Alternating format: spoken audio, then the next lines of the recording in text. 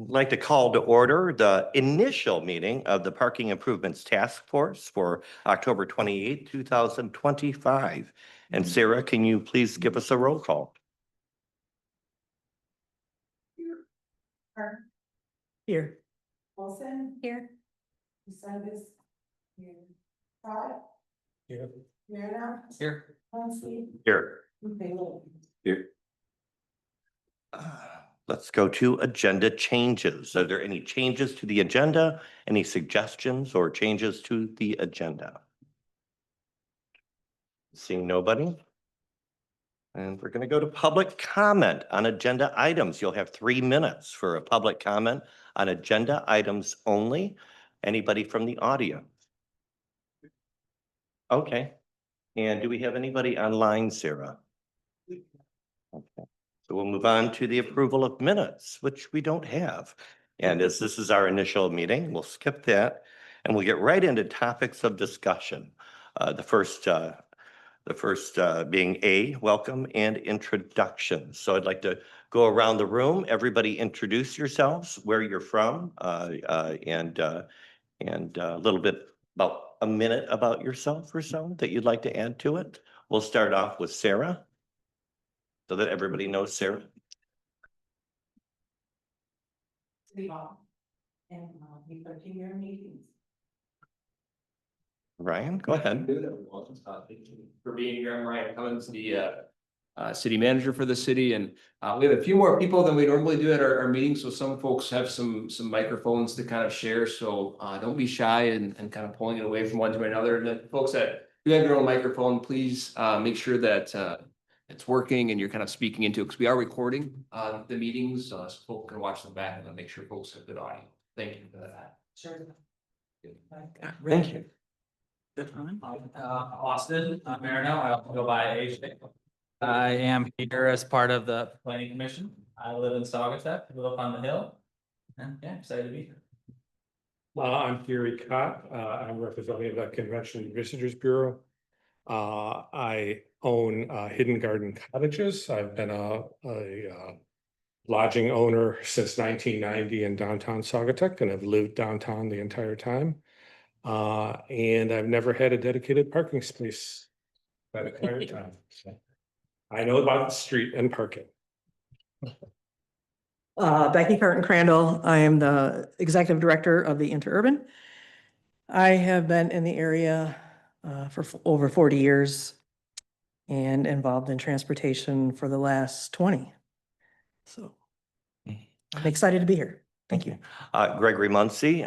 If you don't know, I know all of you here. I'm a pretty yappy kind of guy. You can listen to me on 92.7 The Van. I'm also currently serving my 3rd year on city council. I think it's my 7th year on the Interurban board. I serve now as treasurer of the board. And then also I'm a florist. As many of you know, I do a lot of the weddings here in town and floral events. I am very happy to be chairing the meeting, and I'm looking forward to working with everybody. And I want to thank everyone for taking your time out and working with us to come up with some great ideas for something that we've talked about for many times. There have been groups that have done this before, but we're very lucky to have budgeted for a task or for a consultant group and really get our hands dirty with this. We're going to be going through this throughout the next year by the end of next summer before we finally come out with some recommendations for the city hall. I asked that everybody keep an open mind and wait until we have numbers and facts before we really start thinking about answering the question. And first we need to define that question. So. Wendy Colson. I've been coming up here since the 70s, moved here in the 90s. I taught at the school district for 15 years. Know Becky through there. Worked for the commercial record, so I've gotten to know a lot of townspeople through that, and I'm excited to give back to the community. Name's Alec Payleitner. My wife Lindsay and I own Saugatuck restaurant at 650 Water Street, downtown Saugatuck. So we're checking the restaurant ownership box at this meeting. I also serve with Gary on the CVB board.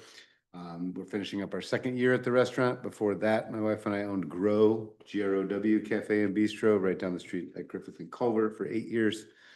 And we live in Township. I'm Kathy Brockington, and I live here all the time. I'm a retired educator and school librarian.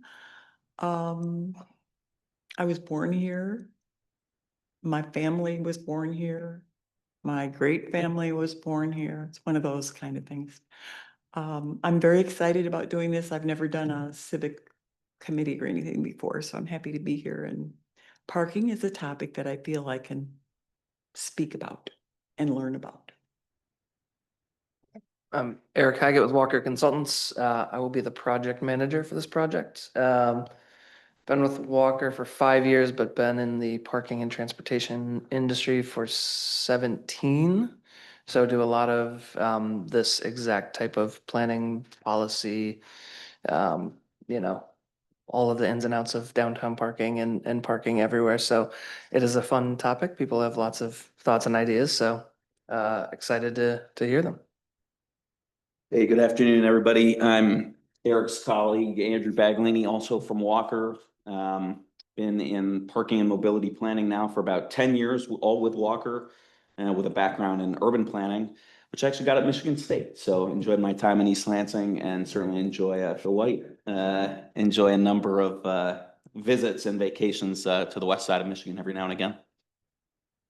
I'm Julie Kroll. I am with Fleece and Vandenbrink. We are the village's engineering consultant, and I manage our traffic engineering services for Fleece and Vandenbrink. I've been at Fleece for 10 years now, and I've been doing traffic consulting for over 25.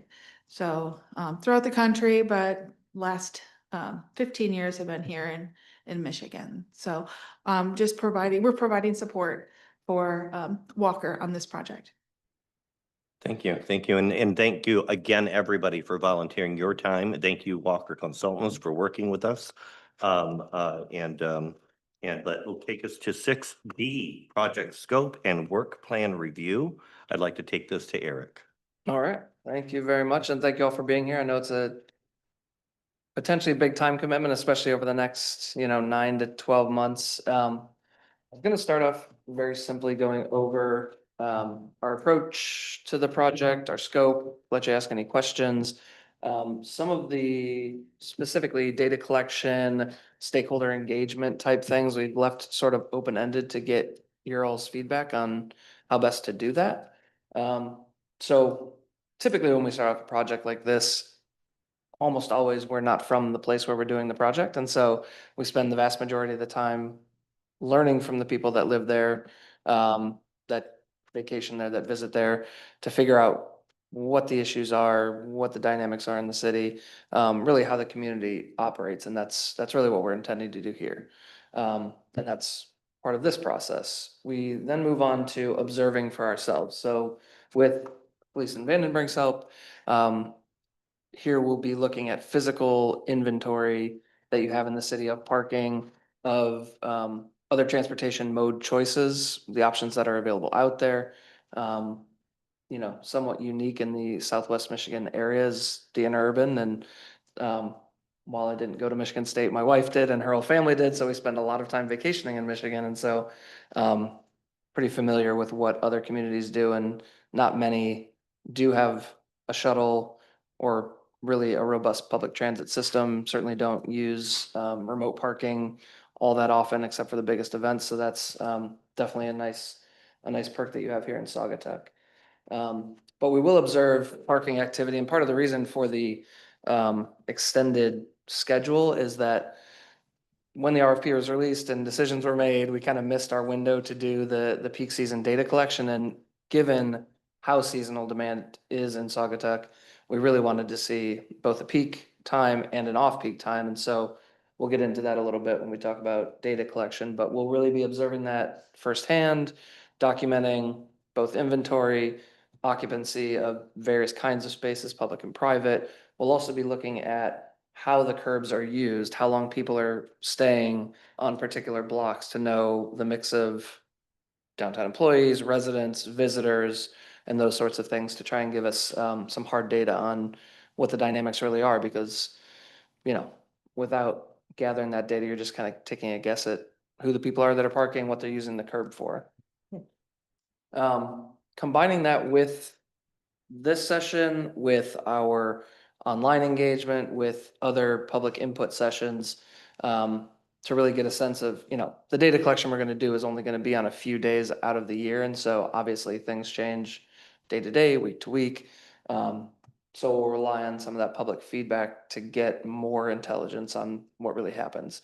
In addition to looking at any current policies the city has in place related to parking, whether that's on the zoning side or actual, you know, enforcement policies and procedures, and we understand sort of how that's been handled in the past, and we'll bring some best practices to that.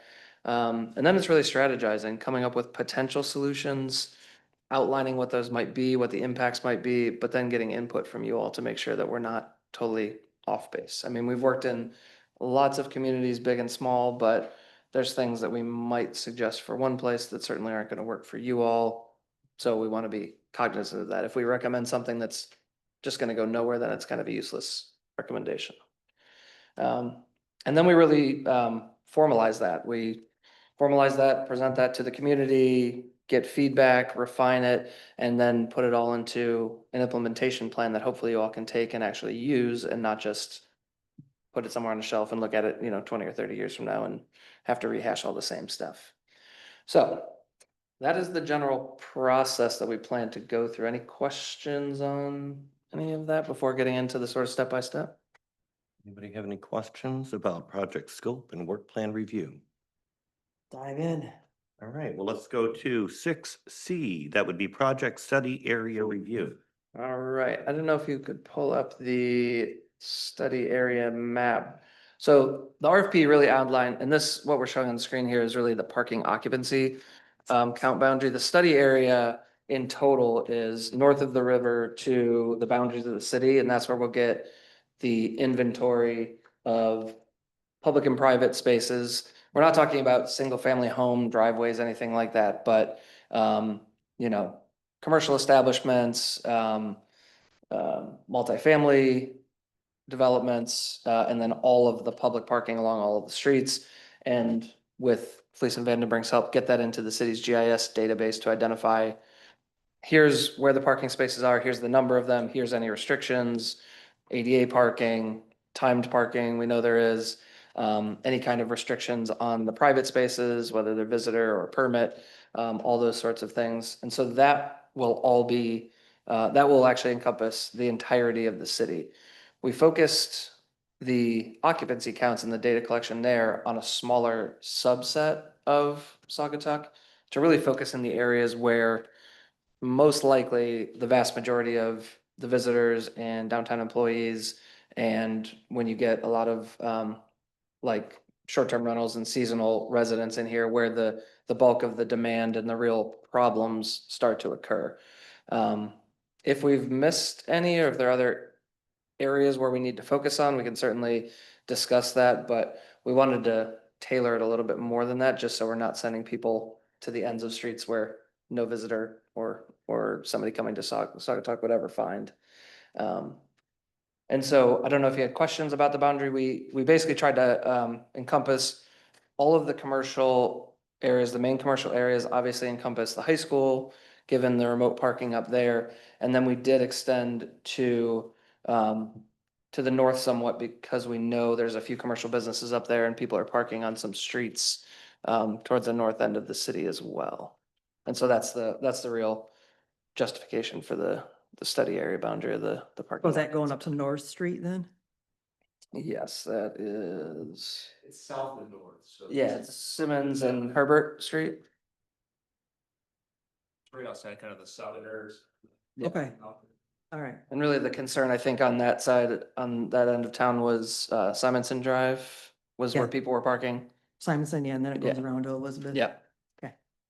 I did have a question too about Mason Street, because this is the first year I've seen it seeping down Mason on the big weekends. Usually it was just 4th of July, but it's starting to expand So getting even past the high school. Yeah, to Maple Street. It doesn't Okay. usually go that far, but it's definitely creeping. It was almost all the way. Agree with that, yeah. Okay. And East and West and Taylor Street, all the way up to the.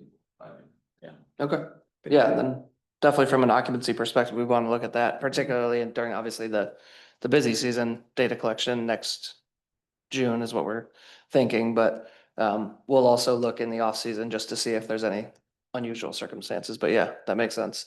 Anything farther down like Lake Street or Pleasant Street, it didn't seem that way when we were putting the maps together, but just wanted to confirm.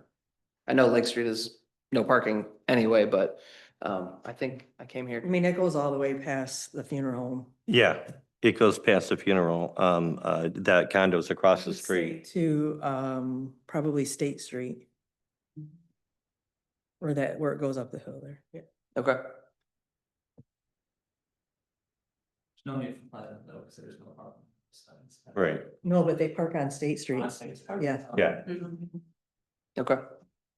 Yeah, I think I came here 2 4th of Julys ago and some people actually did try to park on Lake Street, which I was surprised about, but okay. So yeah, all the way down State Street, basically to Pleasant / Maple, and then Mhm. extending down Mason Street to almost Maple or maybe even to Maple. Yeah. Mhm. There's not so much parking on Holland Street as there is on all the side streets. Yeah, and we've been through a number of them and some of them no parking on either side, some no parking on one side of the street, but then others just sort of open for interpretation a little bit. And so we'll document all that to make sure that it's clear where spaces are, where at least the signage indicates there are and aren't spaces. Thank you for those contributions. Yeah, that's up. Does anybody else have any other adjustments or any other places here on the project study area that they think that we've missed? Yeah, and for this will really be focused on the occupancy. So parked vehicles in spaces, every 2 hours from 10 AM to 8 PM on those different weekday and weekend days. And we targeted in the schedule that was included, we were thinking because the off season is, extended period of time, we didn't want to be like the dead of winter. We also didn't necessarily want to be around spring break, so we were thinking sometime in that March timeframe, depending on when spring break falls. We could move that to either March or April. I think that's the less critical one. It's really the next summer one where we targeted after school's out in June, but before 4th of July. Just to not extend it too much. That was our thinking, but that's open for discussion because we don't have any hard dates set in. I would say from the interurban perspective that, and I don't know the week, but the Chicago week of spring break. Mhm. Second home folks, they come here for their spring break. Yeah. And I know our numbers jumped that week, but again, I do not know the specific dates of that week. Yeah, we do get that pop up for spring break here, that not just that, but other sometimes college kids. There's a regular college. I can't think of the name of it. Northwestern comes here. with Northwestern. 300 students. Yeah, and every- that's always a fun time for our rental companies. But yeah, so. Okay, yeah, the goal is really to avoid the, like that 1 week of spring break, we'll be planning most likely around sort of an in-season and an off-season mentality, just because what you do in the heart of summer is not the same thing you would do in the off-season, so I think we'd want to avoid any of those spring break times too, just because it at least temporarily is more like the in-season time than the off-season time, if that makes sense. Kathy, you have a question? Just another time where we have more people is during tulip time. Yeah. That's true. And that's. Lodging goes up in Yeah. tulip time week and our ridership goes Yeah, up. yeah, And then you that's, blend into. and that's Memorial Day generally and then the we really get first going. week of May. Correct. Yeah. Tulip time, then a break, and then. Yeah. Okay, Not much of a break. Have to have to consider tulip time. does it sound like that sort of mid to late June is a reasonable time for in-season fully wrapped up? July. I would say, pardon? You think after, No, what? after 4th of July? Yeah, usually late June, last week of June, first Okay. week of July is when it really gets heavy around here. Folks, before they settle into their summer homes, they have graduation parties, weddings and things like that before the summer really gets busy. So I would say the last week of June. Okay, and yeah, we had put it in here as the second to last week, but we can certainly shift that, it won't Sure. change the schedule dramatically. We just obviously didn't want to be here during 4th of July Yeah, time, because that would be an extraordinarily right. unusual circumstance, I Yeah, would it think. will be, yeah. All right, any other questions about our project study area review, the map that we have before us and the changes that we've mentioned? Can I ask a question? Yeah, go ahead. Does that mean you're not going to study during the 4th of July in Venetian and those weekends where it's really? Our intent was Great. not to do that, however, we can certainly figure out a way to address some of those issues. That's more of, like an event planning scenario. That's an unusual time period that you would make some special accommodations. I'm sure you do within urban. I'm sure you do with lots of things. So we could propose some methodologies for handling that, but we wouldn't be planning the same kind of intensive day-long data collection during those. Because if the 4th of July is in the middle of the week, the whole week is like the 4th of July weekend. We are Right. crammed. And then the next week, because we have people coming. So the first 2 weeks of July are really full. Yeah, I'm looking at just occupancy numbers from CVB standpoint, and it's at 60% in June, and you're at up over 80% all through July and August. So it's not just an event planning thing. It's not just the 4th of July. Like, it can be the week after, but there are six to 8 weeks there that are significantly different Right. than June. I would say, when it comes to July 4th and Venetian Festival weekends, and although those are really big events that happen here, we're just as busy throughout, all of July. That's the same. Those 8 And I I'd think say the first Definitely couple, busier than June, for sure. first So two, you would 3 say weeks of August, Shift to, it's pretty steady. Yeah, shift to later in July than later in Yes. June. yeah, maybe that would be a better idea to start in July. Venetian's also in July? And Correct, it's the last weekend in July. Okay. the first, for like 6 weeks in summer, July through the middle of August, depending on the weather, but a lot of people go back to school then. So maybe between 4th of July and Venetian? I think that would be better. That'd be good. Okay. Yeah. All right. See, that's exactly why we did this. Yeah. Any other questions about the map before us? Gary, anything? All right, let's move on to 6D, identification of parking turnover data collection. Sabaria. Okay, so this is really focused on, so that broader area is really the occupancy counts day long. Really, how much capacity do you have versus how many people are parking? The turnover data collection is really focused on trying to understand the mix of parkers on the street. So that's where we would go out at least hourly, probably on the half hour, and identify in every space that we've designated, is it the same car parking from, 9 AM to 3 PM, or are those cars turning over? That'll help us get a sense of, the mix of people that are parking. We won't be documenting any information about the vehicles that we would then share or include in anything. It's really just, this model car, this color in this space with some identifying information that we would then get rid of. It's usually like last 3 digits of license plate, or it's scratch on the side of the door, things like that.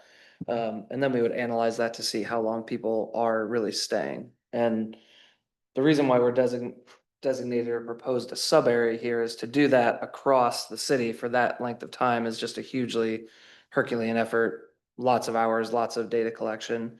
So we've identified, or we proposed, I think it was up to 30 spaces, and really it's gonna be a couple designated blocks where we think we get a representation of sort of the busiest part of downtown where people want to be. And so that's what we're looking for your all's input on, like, what are the sort of key blocks that you think we would need to see? And we're really hoping to capture sort of the typical activity. This is not like the secret few tucked away spaces that, a couple downtown employees know about. This is the spaces that most people want to be throughout the day. And so that's an open question, is where should we really focus those efforts? And are there a couple key blocks in here that you think should be included? Is there anybody that has any questions about any key spots in town or anything that you can think of offhand real quick? Or- First clarify, is it about 30 spaces is about what you'll have time and scope for? Yeah, we could probably expand that to, Just roughly, yes. I'd say 30 to 50. It depends on if the blocks are consecutive or contiguous, then obviously that helps. But I wouldn't get focused too much on the number and just maybe identify those couple block faces. Are you thinking like 2 spots, 2 spots, 2 spots? No, we're thinking a whole length of between two cross streets, like a whole length of street on one side or the other. Spaces, so you're looking for one block essentially then. I mean, I think, It could be multiple blocks, but we wouldn't want to do it any smaller than one side of one block. correct. Right, right. Any other questions? No, we'll take us to 6. Yes, I was hoping that we would get, I mean, you could also take it back and discuss it, Key but blocks to focus on, Yeah. is that what you're looking for? absolutely. Again, can anybody think of any key blocks? Oh, yeah. Yes. Definitely need to do something on one of the blocks of Water Street where the parallel parking is. I would say Mason, Mason to Culver around this, like Mason all the way around here to the light here at Culver. It's a bottleneck. It's a huge, huge bottleneck. You got parking on both sides, right? Parallel and, angle. Yeah, Water Street somewhere.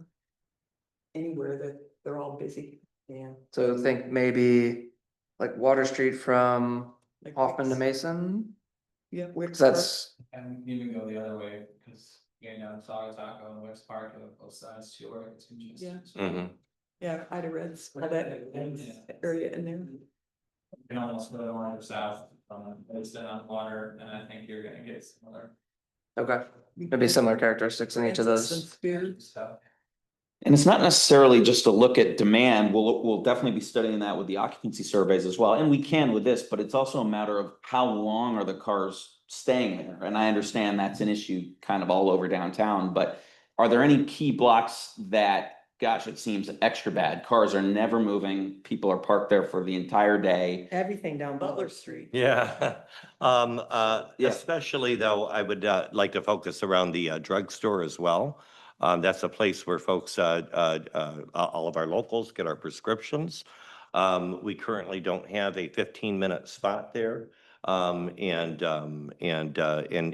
you know, as we go forward doing this, you know, I don't know if we've mentioned it yet, or if it's coming up, but the possibility of adding maybe more handicap parking in the area as well. But that corner there is a key spot. Yeah, I would Um, say, Mason, We see a lot of all the people. way, well, Butler from Mason Street, and I would probably go up to like the public restrooms, or just past the post office. The post office is another issue. I don't know why, but they have this huge parking lot and nobody uses it. The post office parking lot is great and people use it constantly. Well, I'm, There are other groups, however, who feel that they don't need to park in line, so they park next to the building and mess up the parking lot.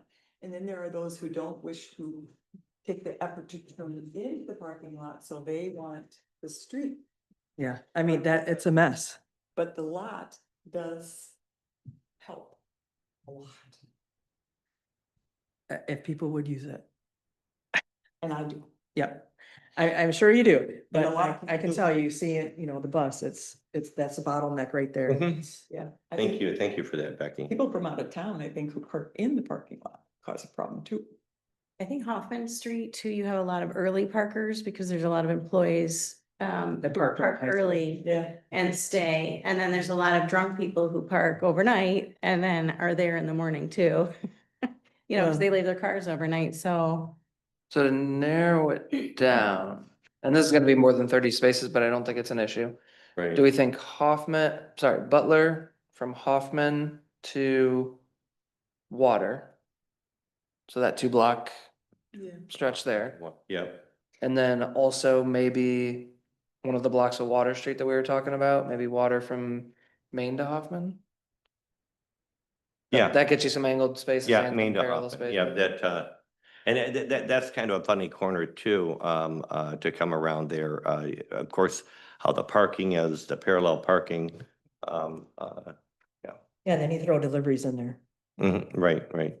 That's another thing. I don't know when the perfect time is to bring that up as well, but, we do have, food delivery trucks and beer trucks as Yeah. well, that, contribute to the bottlenecking.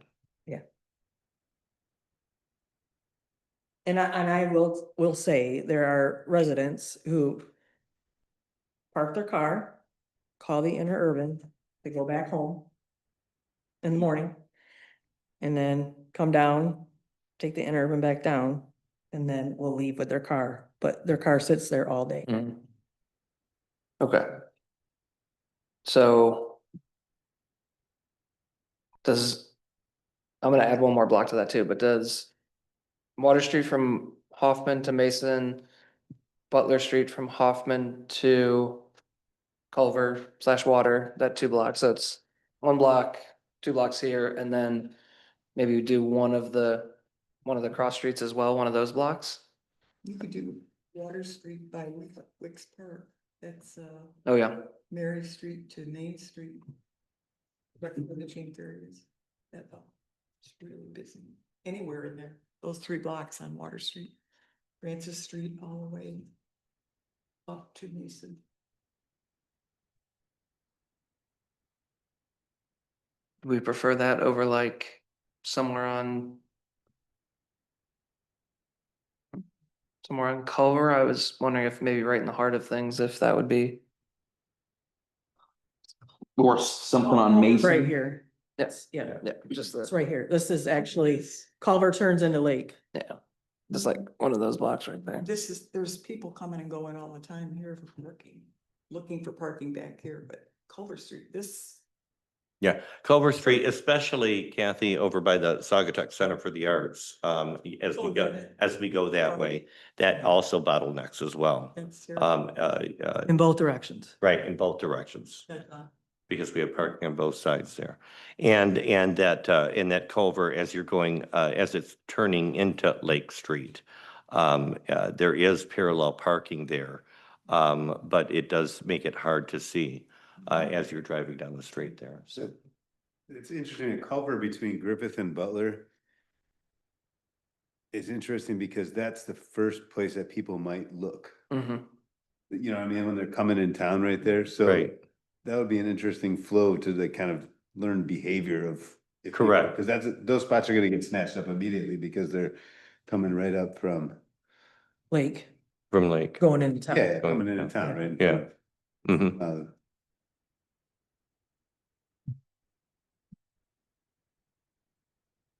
So do we think that sounds like another good block? Mm. Culver between Griffin and Butler, 2 blocks of Butler, and then the block of Water Street between Hoffman and Main. I think that probably takes us up to more like 60 or 70 spaces, but I don't think that's a real issue. Okay. It's pretty condensed, right? Yeah, I'm also guessing, we talked about this a little bit on the way in, between both of our times being here a few times and just kind of my understanding from what you all have been saying, the patterns from a turnover perspective are probably going to be pretty similar throughout downtown. People are coming and leaving their cars for the most part for long periods of time. So I think we've picked some key core blocks. It seemed to me like Butler, Culver, Mason, probably one of those 3 or all of those are good bets, plus maybe Water. But I think the data might, I'm guessing, could be fairly consistent between all of those. So I think as long as we have some of that covered, I think we'll be okay.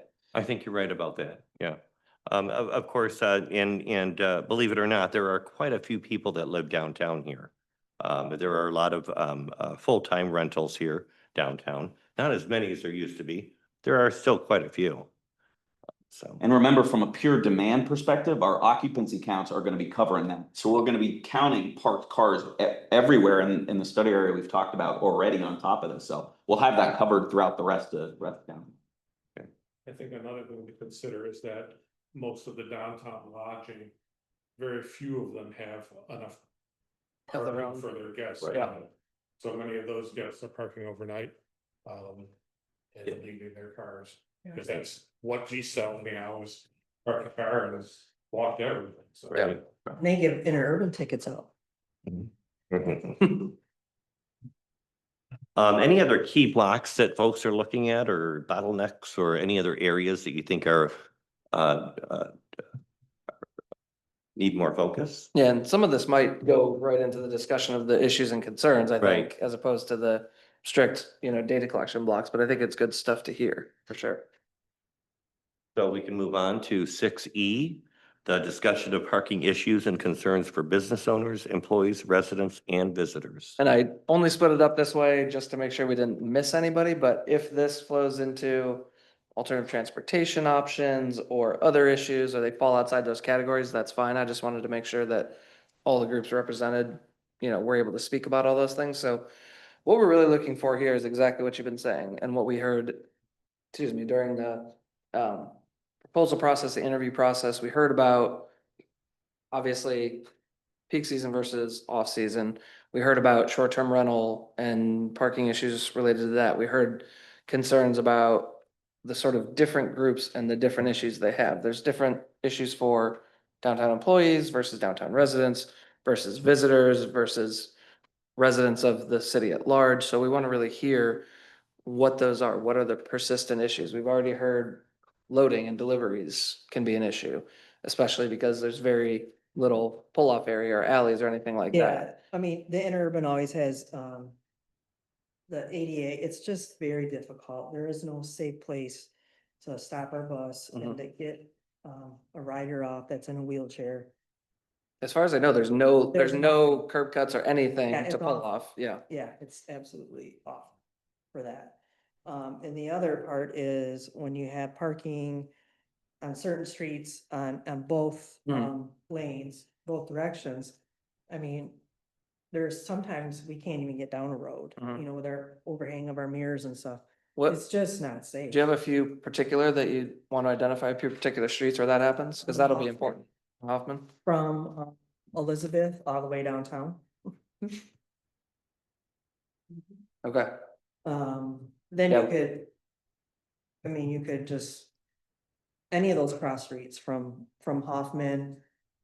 You got Spear Street on there, Mary Street, all those.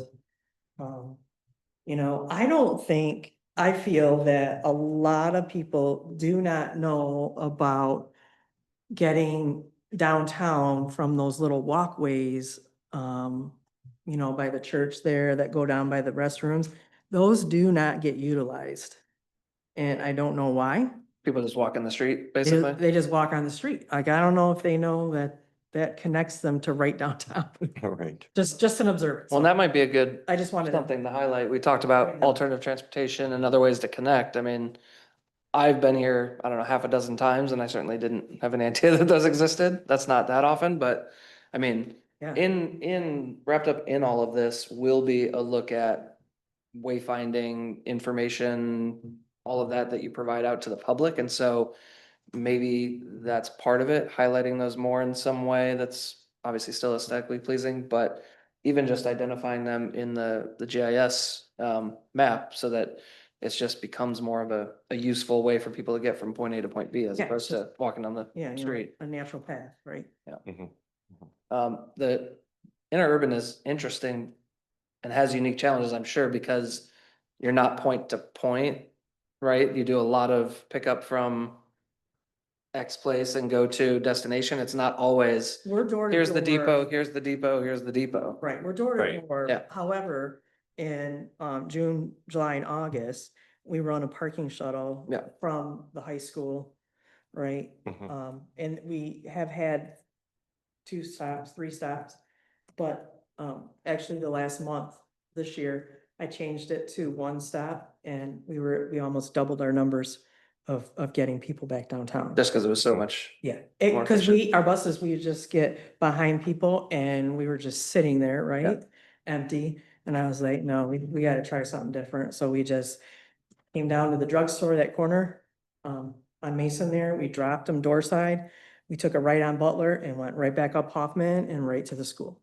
We also utilize the interurban for events like Music in the Park, Venetian Sure. Festival, and the Halloween parade that we just did. So with those kinds of routes as well, pick Yeah. up and shuttle. The main fixed So- route though is like- the high school sort of around to the Uh-huh. drugstore.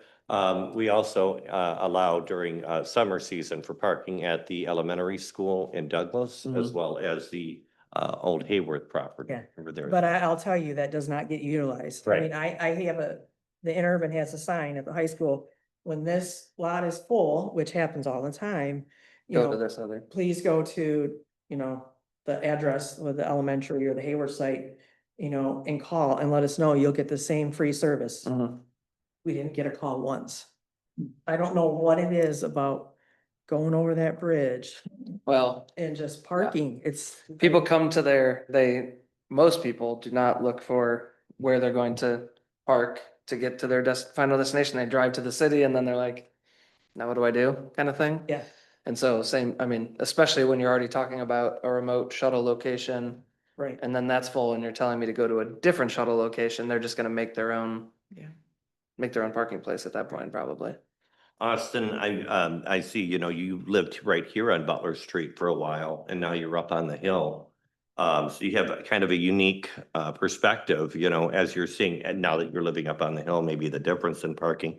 Do you have any certain concerns or issues about parking that you've noticed?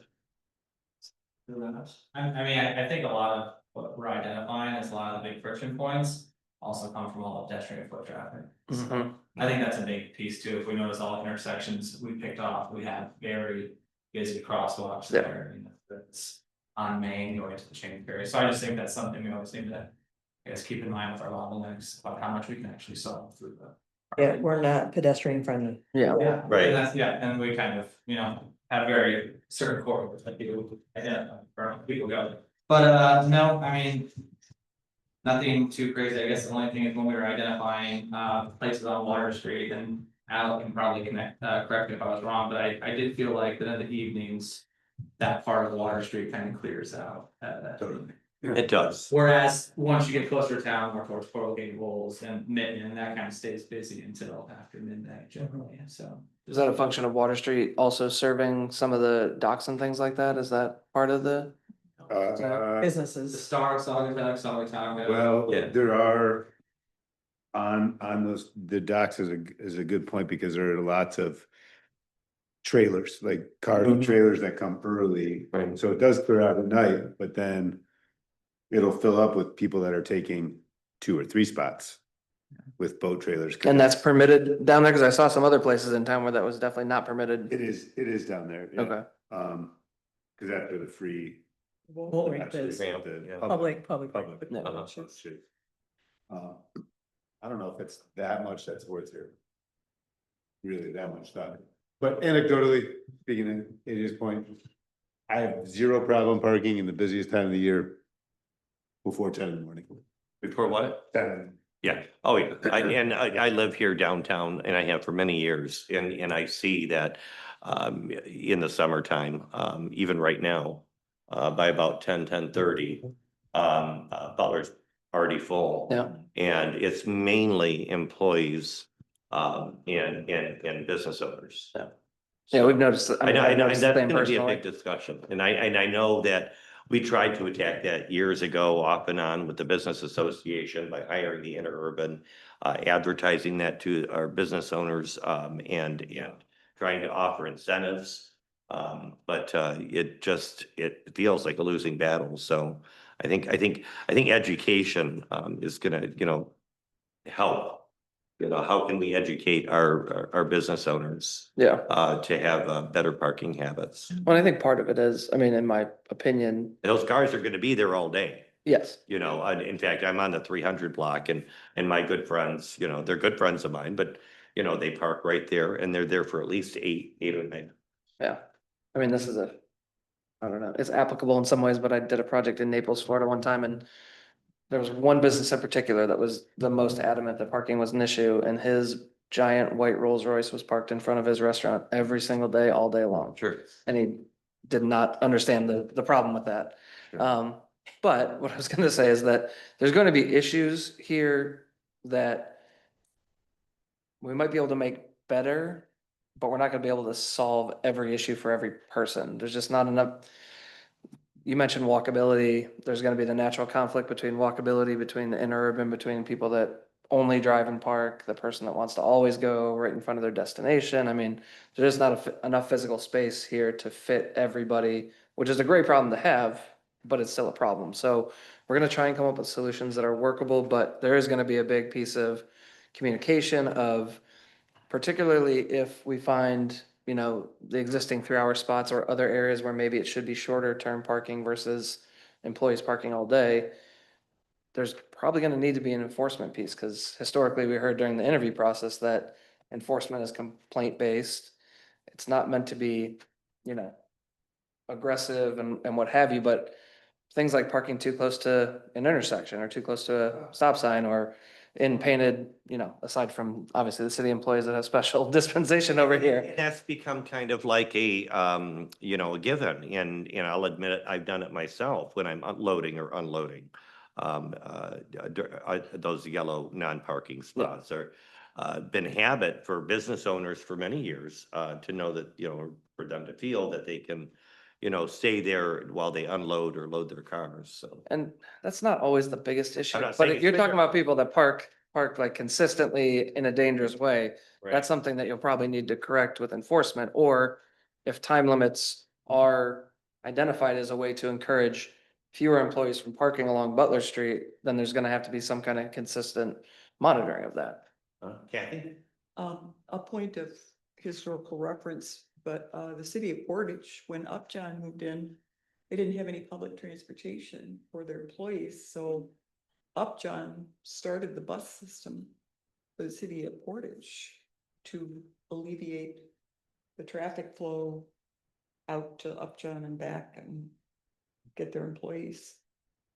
And that was a long time ago, but our employees here could be trained to do something like that, Sure. park in a distant space and Mm-hmm. have a bus flow. What I should have mentioned as part of the study area discussion, so that's the primary study area, but also part of the scope is to look beyond the borders of Yeah. the study area for other alternatives that might be either additional remote parking for certain events or times of the year, or as a more regular employee parking area or longer term parking area, or I know short-term rentals is a problem, and the number of cars that people bring to a short-term rental is different than a single family, you know, house with a few people living there. So are there things that we need to do to sort of say, okay, here is the number of vehicles that are permitted to park in this area for this short-term rental versus the 8 other people that are also coming? Do those cars all need to be, you know, next door? So those sorts of things we'll also look at, but I forgot to mention that during the study area discussion. Wendy? One thing I'm hearing from the businesses who, you know, like the coffee shop, people just run in and run out. The drugstore, run in and run out. They really want to have attention on, like, is there 5-minute parking? Like Holland just put in all these 15-minute parking is way too many, but, Right. you know, it would be nice as a resident too. I need to get my drugs, you know, the Right. drugstore. I do use the yellow. Yeah, that's, I don't know if that's another one kosher. that, the one in front of the drugstore, that's a yellow spot there. That is known by all locals to a place that you can park if you need to pick up your Yeah, that's where prescription. the interurban parts, they go in and, because we Yeah. do prescription deliveries. Right. So we have to get out of the bus, go in. So that's really a spot we need to consider about what we can do with that. Maybe, Some kind you of know, pickup drop off. it could be a pickup drop off, you know, a 15-minute spot, maybe, Not even maybe, 15. maybe have it reserved for Right. interurban. And then add another spot or two on the side of Griffith Street Mason. there, or Mason. thank Yeah, you. and there's ways to do it for a certain period. Where of you have time, like so you can two then make it parking 15-minute overnight spots or or something. something like that. Yeah, Yeah, yeah. that That's- might be something to look at. The They one, did prob- have- the sorry. one problem with the yellow in front of the drugstore is I parked there once and it's right next to the crosswalk. Right. Yeah. So it's really not a good place to Right. park Sure. because you ooch in. and then Well, and you there's a have to- drain grate there too. When you get out of your Have to car, you're back gonna put up. your foot in the drain. It's just a lot, in the summertime, it's really dangerous for the pedestrian. Well, infrastructure is something that we'll be talking about. So, you know, you know, there's possibility that, you know, we could reconfigure that. And to your point for enforcement in the 80s, they did really enforce it. was a teenager, I worked down here and they would shock the tires Mhm. and you had to move your car because you'd get a ticket and they And- were and- fierce about it. Back in those days, you would take it to the Douglas Police, and if you did it within a certain amount of time or by the end of the day, they would rip up the ticket. Mhm. So that was kind of like, that was. Anti, Right, Yeah. because, we don't want to really, discourage tourism here. We don't want to, It's a fine line. at this, There's- yeah, there's a fine line. And is that why it dropped off in the eighties and nineties? There was saying, and I believe, and I could be wrong, but I think there was some kind of a law about marking tires, maybe. it was, but it didn't Something come about about till like two On thousand. property, and I remember 17 or that when something. they stopped marking tires. That was a Michigan court case, I think. Yeah, yeah, Pretty sure. right. And so they stopped marking the tires and doing that altogether. And again, if there was any kind of issue, if there was a car parked somewhere, where we've had here downtown for a matter of days or whatever, it was more of a, they would follow up over complaint rather than actively enforcing Mhm. parking, so. I mean, these are all, yeah, big issues. And the other thing, you don't want to discourage tourism. And you also, in many cases, want someone to park their car for a while and walk, because if you're able, it's very walkable. You can hit a lot of businesses, go to the waterfront, all of those sorts of things. But that is in direct conflict with quick drugstore pickup or running in to get coffee or those sorts of things. So it'll be some balance of these And- different. And at the same time, we'd rather somebody park here overnight if they've been, Absolutely. taking part of, our libations that we have here in town, and take the interurban. And we have locals and vacationers that do that, like when they've been out late and the interurban's running late, or one of the cab services. And then they'll come back and pick it up in the Morning, yeah, morning. we bring it back. I don't wanna get too down the wormhole on this, but I think it's pertinent to the discussion about where we can find this temporary spot. I don't think we should foreclose looking into lots and parking spaces that are privately owned. Oh, no. And seeing if there are arrangements, for example, the American Legion, which I'm a part of, we have 3 spots behind the American Legion building, which is behind the drugstore. And we just let Phil's use those for their workers. Uh-huh. So I imagine if we were approached with the city, or by the city, by the drugstore, to kind of help create maybe some temporary parking spots, we'd be receptive. And I think a lot of places could potentially, I can't speak for everyone, but I think at least for us. So just if there are areas where there's maybe pockets.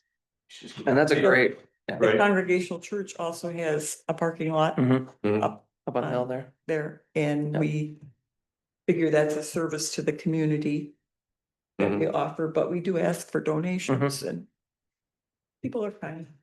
But there's also other situations, I mean, this is the concept of shared parking, it's, in especially space limited downtowns. If there are businesses or other pieces of property that are unused at other times when the rest of the town is busy. Oftentimes the municipality looks to enter into some kind of agreement where will allow public parking, but. The municipality or their entities and responsible for, emptying trash and making sure that cars aren't left overnight and all those sorts of things, but it's a great way. To not have to build more infrastructure, cause that's outrageously expensive. But also to provide capacity to prevent people from parking there illegally, quote unquote. Maybe getting towed out of there, it's a bad customer service look, whereas. You could just open it up to public parking during certain times, well-defined times. And increase your supply with land that's already existing. And Dykstra has done that. Dykstra, yes, They opened their parking yeah, lot to yeah. public. Pardon? I think your parking lot or distribution of other pantry, I believe part of that is owned by. Yeah, Pantry, but the- contract with the city to maintain it. That's right. The city maintains the side towards the park, and then the other side is, that property is owned by the, property owner. So it's their parking lot. And then there's also, Mill Pond. They have quite a large space behind their building as well. I like the idea of collaborating with our business owners and property owners to see if there's something that, we can free up. Yeah. And then in addition, behind Bodie's Steakhouse, that alley there by Duck Alley, I would say there's at least, 7 or 8 spots back there. I know they use that for Bella Vita, they use that for their businesses, but it's worth looking into. Again, with all these spaces we're talking about. And then finally, Mechanical Bay. I don't know how much they'd want to open up, but the Singapore Yacht Club across the street here, they've got a nice big lot there. Be nice to do halvesies with them. Or Yeah, do we they know, would- I mean, we'll see this during the data collection. Yeah. Do we know generally how well that's used? I'm sure it's peaks and valleys. I never see it packed. I do see it used by the boaters there, Singapore boaters, but I never see it packed, even in the summertime. Well, that's because they all have a dedicated parking spot for their, Correct, to go with Ah. their slip. correct. Got it. Is that more of like a guest parking area then? That's for the yacht, For the yacht members. club owns it. Right, a yacht club guest parking area? Right. Yeah. But- Can I ask a question? Absolutely. This seems like sort of a brainstorming session, right? 100%, That's what we're doing right now. And we could all probably sit here for hours and talk about all the ideas we've heard. Is there going to be further opportunity to do this? Like what is our, Yes. what does this group look like down the road? Is this the time to get out the ideas? Or is this the time to go down? Like, So there's this time and then there's definitely gonna be other times. We can cover it now. So we are scoped, I think we're gonna participate in like 8 of these meetings with you all, Mhm. I think. Plus, we're planning to do an online survey that's available to the general public. Also, some other type of community Yeah, we're having- stakeholder event that we were gonna, Yeah, we want to have Talk an about- interactive, open, meeting or open house, invite folks to talk about these same things and Yeah. same issues that we have as we gather all this data together. And then when we get this data together, that's when we'll be able to really brainstorm because we'll have the facts in front of us. and also we are accessible, if things come up, if issues come up, or if ideas come up throughout the process. Even to the point where we're creating recommendations if something changes, Right. all of a sudden, some kind of Uh, project happens that might change our thinking, then we're open to that kind of communication for sure. These are dialogues that are going to continue. What we're doing today is just going over kind of, a synopsis of how this is going to look like, asking the why are we doing this, kind of thing. So, yeah, we were just getting into specific ideas and that's great. I just was curious how, that all develops. Thank you for answering. yeah, thank Kat. I have a question, speaking of going off going down a rabbit hole. What would happen if the city claimed the right of way? And put 18 feet beside the center line, the yellow line, and then educated everybody that you can park where the parking is, that you can park and your car can be partly on the grass Mhm. or the dirt. Right. And not totally on the pavement, which most city people don't know they can park on people's grass. Mhm. So that's one thing that. Yeah, I've heard a lot about that as well. Takes a road grader and goes down the sides of the streets and cleans off the right of way, and then everybody knows where the parking places are. Right. Another thing is to instruct people how to park. Like, you could park to the right of this yellow line and your tire can be not on pavement. That kind of thing. I ran into a situation on Mary Street where the one side of the street has no parking signs. The other side of the street is designated parking, except for the house that is right next to the street has their mailbox. And they have posts saying, please don't park in front of the mailbox. So with 3 driveways and the sticks and stuff, there's hardly any place to park on Mary Street. Mhm. So we need to educate our residents to get their mailboxes, especially up on the hill, put their mailboxes on the no parking sides of the streets. So that anything that is a parking space can be available for people to park, because that was 2 parking spaces. I think we're falling into 6F, which is discussion of alternative transportation options, issues and areas for improvement. So it's we're kind of bringing Yeah. things all together here. Which is okay to jump ahead. And again, talking about the right of way, I think that's unclear up on the hill. We see a lot of that. I know it was a Um, lot. And so there might be room for improvement about infrastructure of the right of way area and better signage. I know it was a huge shock on Park Street when they tried to claim the right of way Hmm. years ago and And- asked people to move their rocks. One of the issues that I wanted to bring up too is that about 2 years ago, has it been 2.5 years maybe now? Has it been 2 years? City Council decided by recommendation of Chief Craig Janik and to have parking on one side of the street up on the hill rather than both sides. And so I'm guessing that that cut our parking on the hill in half, which has made it even more of a challenge for folks that do want to park downtown. This is to fit emergency Without, vehicles. right, without Yeah. adding more parking, we subtracted parking in downtown. So I think that has contributed to what we've seen here the last couple of years that I've noticed being downtown here. More people circling, looking for parking places than before. And not to And, mention, and the uptick of tourism. I was that gonna say, I've heard from our post-COVID. businesses, everywhere from businesses on, from all three blocks, from Brass Anchor to businesses on our 300 block and the 200 block, saying that it was a stellar year for them this year, and they saw more numbers walk through their doors. So.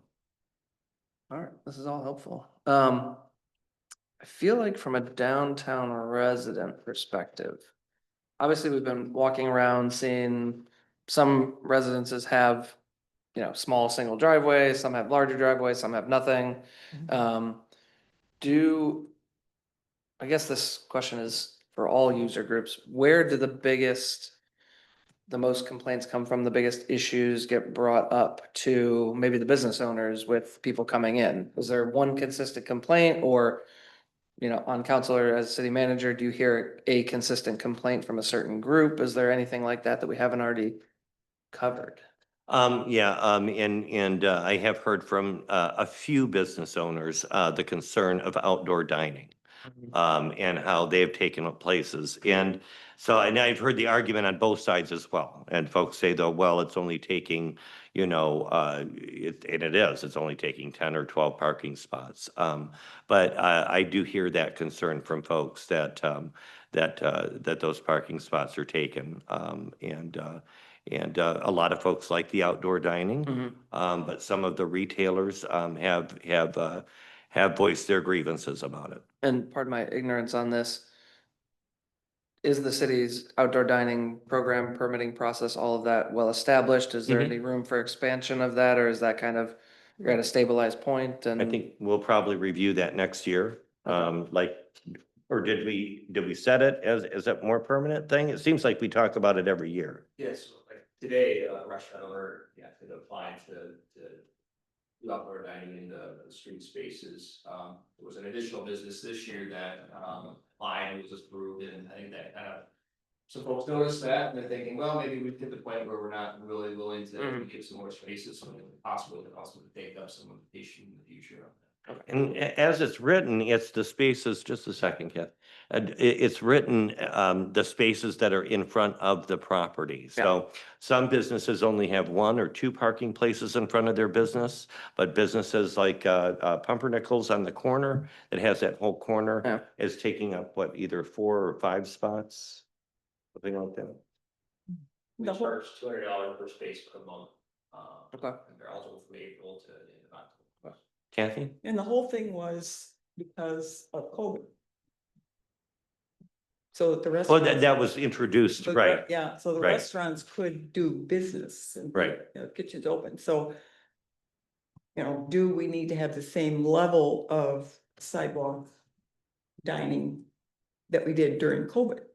Because now people can go indoors as well as out. I mean, I noticed one business has a lovely porch and they had people all over the sidewalk and their porch is empty. Right, I see that too. Ridiculous. Not all businesses utilize that outdoor dining area as much as others do. I see. And then this business is using all the outdoor tables and not using their own porch.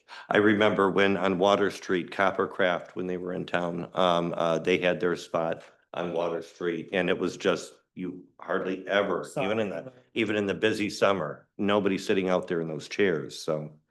You know, I mean, how do you? I mean, it's, yeah, it's definitely an issue, especially in space. And constrained there's a lot of places. people that like it right now, and our restaurant owners like it as well, I you mean, know, yeah, of Double course your they- square footage, yeah. They've increased their, you know, their revenue because they have, you know, more seating than they did before. Yeah, originally it was because of COVID, the spaced out dining, so it allowed them to have service. But it's added the atmosphere to the area that a lot of people, like. They, you know, it looks fun, it's inviting, adds a people like pedestrian to eat friendliness, yeah. outside. You know, Michigan summers don't last too long, huh? Pet friendly. Pet friendly, right? You can bring your dog with you.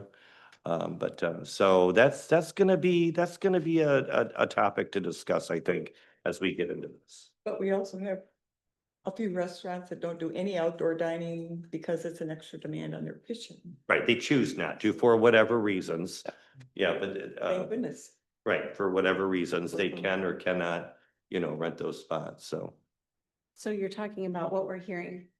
So I spend a lot of time in Douglas, Mhm. and as I'm working outside on some properties, the tourists will come and they'll tell me, we went to Saugatuck and we drove around and around and around, but we Couldn't didn't park." find anything, so we came here, which is great for Douglas. But Saugatuck is losing people.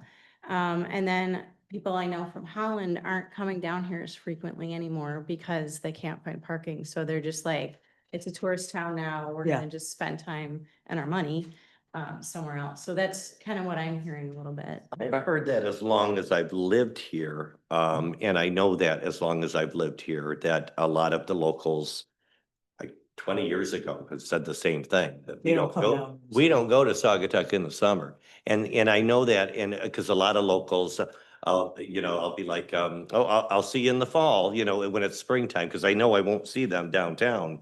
And then when they come back in the fall, it's like, okay, hey, welcome back, you know. But it's been that way for a long time. I don't think that's a new problem. No, but I think the Hollanders, it might be a little bit of a new thing because it was kind of like the fun spot to come, Sin City, a little party town. And then they're just not coming down. Yeah, we do have that's a big part, I'd say, what, 50%? I don't know the actual numbers. I bet the CDB might have a better scope of that. But about half of our business are day trippers. Yeah. Yeah. Well, I don't want to jump ahead, but I think that's something that this group's probably gonna have to think long and hard about it. You said it a few minutes ago, it's a fine line to walk. So, yeah, we can walk the line of, we've had this problem for decades and a good amount of people don't come here supposedly because they can't find parking. Well, that, I think to a lot of people, maybe to some they like it, maybe to a lot of people it impacts business, it hurts business in peak seasons. So then we have to start looking at some of these other solutions that might be a little awkward at times, or maybe we gotta, work on it to get it right. But it's something we might have to look at for some, slight to moderate changes moving forward, because all of a sudden, maybe it is opening up some spaces to people coming from Holland, or I'm not saying they don't want to go to Douglas. Douglas is great too, but people are able to come here more than maybe it has been the case in recent years. Right. And enforcement is part of that. We, like Eric said, and you kind of alluded to, we don't want to be punitive. It's not meant to make money. It's not meant to be, to scare anybody away, but that's something we might have to think about more going forward. Is there a good way to do it? You can do stuff with warnings, you can do stuff with super friendly staff. There's certain times of year you cannot enforce. There's a lot of things you can look at it. Food Yeah. donations for tickets, Yeah. that sort of thing. Right. It really is a double-edged sword. I mean, a lot of the restaurants are already on a 2-hour wait, right? So now we're talking about, let's add more parking. So we add more parking, right? Now we got more people downtown. And what are they come down here and they're like, it's a 2-hour wait. They're gonna be like, screw this, right? Like, so, I mean, it's a pendulum and we have to balance it. Yeah, and I've heard that. But but that is a concern. From restaurant owners Yeah. and restaurant owners that, when the town, our most popular restaurants, when the town is packed, we have a 2-hour wait, hour and a half wait. Easy. If we doubled our parking, that would double your wait, right? So then if, so is adding parking, is that the solution? So, I'm not sure it's always a straight equation like that. A lot of times we find and know that it isn't. But that, I think there's a potential for more, for longer waits, potentially, but I'm not gonna automatically say it doubles. Right. Part of me thinks if people really wanna go to that restaurant, they're probably gonna go there anyway. Right, But- right. But what And- it does do is add more And the traffic. fact that, you know, we've gained a Conflicts few with new that. restaurants this year. So there is more restaurants, more people to sit and eat than there were a couple years ago. We've got the new brewery, pizzeria. We've got, where, Malou is, used to be where Grow is. Now you're in a new spot at Market. That's more restaurant. We've got Singapore room. So we've added a lot more dining options as well. So yeah, again, I don't know. And are all the new places just as busy, just as long a I wait? don't know how that argument holds. I have to agree Yeah. with you with that. Again, we've increased our dining in the downtown area, so. There's one factor too that we need to consider, and that's things out of our control. The township is growing. Auto Camp, I don't know if everybody knows this, is they're gonna finally start building. Is that at the old Pine Trail camp? Pardon? Is that at the old the Pine Trail camp?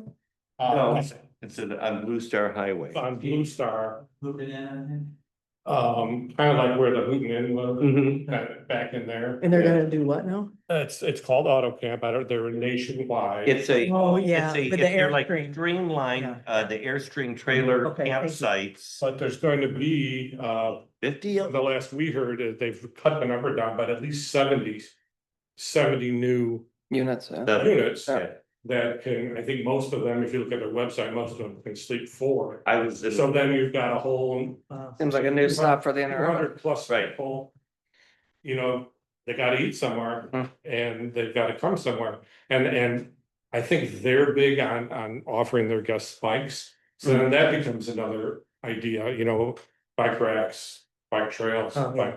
bike things. Walkable, we need. Yeah, make it more walkable. Going back to your earlier question about concerns, I think from residents, and it goes back to what Kathy says, is especially up on the hill where you don't have dedicated parking spaces, it has become a bit of the Wild West to the point that it's necessitated people wanting to take it into their own hands by putting up signs in their yard. There have been stories of people blocking residents' driveways. Yeah.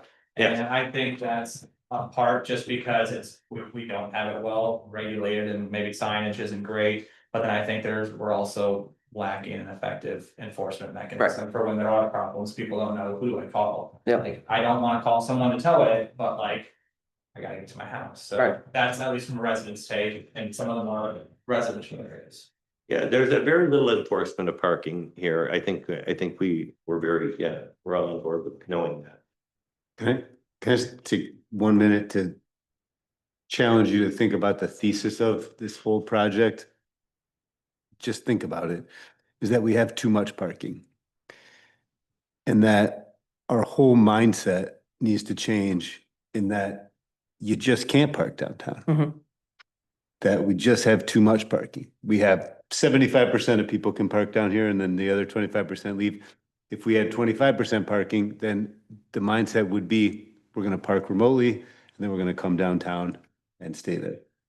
And if we could just, you know, so brief thoughts would be to make Water Street and Butler Street one way with diagonal parking and have a trolley that people can hop on and off, a very novel way to get to and from. But again, just that the thesis of less parking.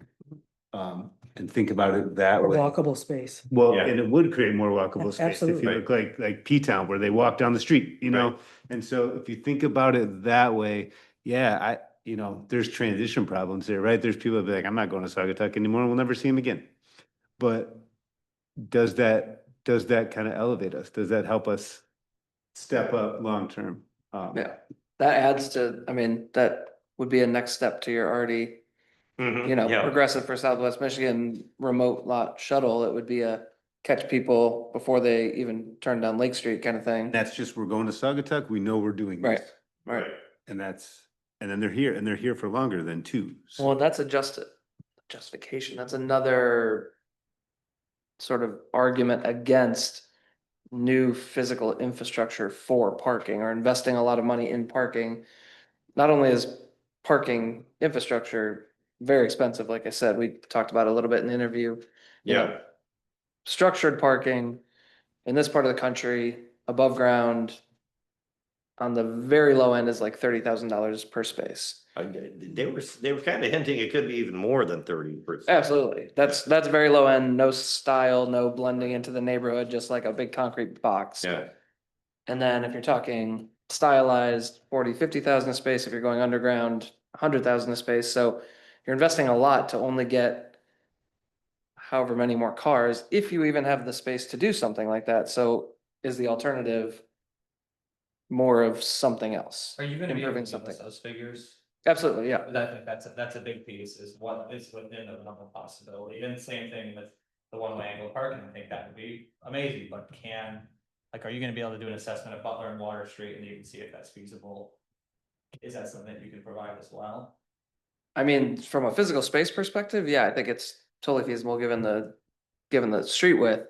I don't think we're gonna draw those sorts of things or develop concepts for them. We will for relaying out parking that is here or any of the public parking facilities that exist. We'll also come up with, I think, a concept or two if there is even an opportunity for structured parking, which I don't think is the solution, just in my initial opinion, but yeah, we're not unfortunately scoped to go the grand vision of reimagining how all of downtown functions as far as the Right. mix of parking and alternative transportation options.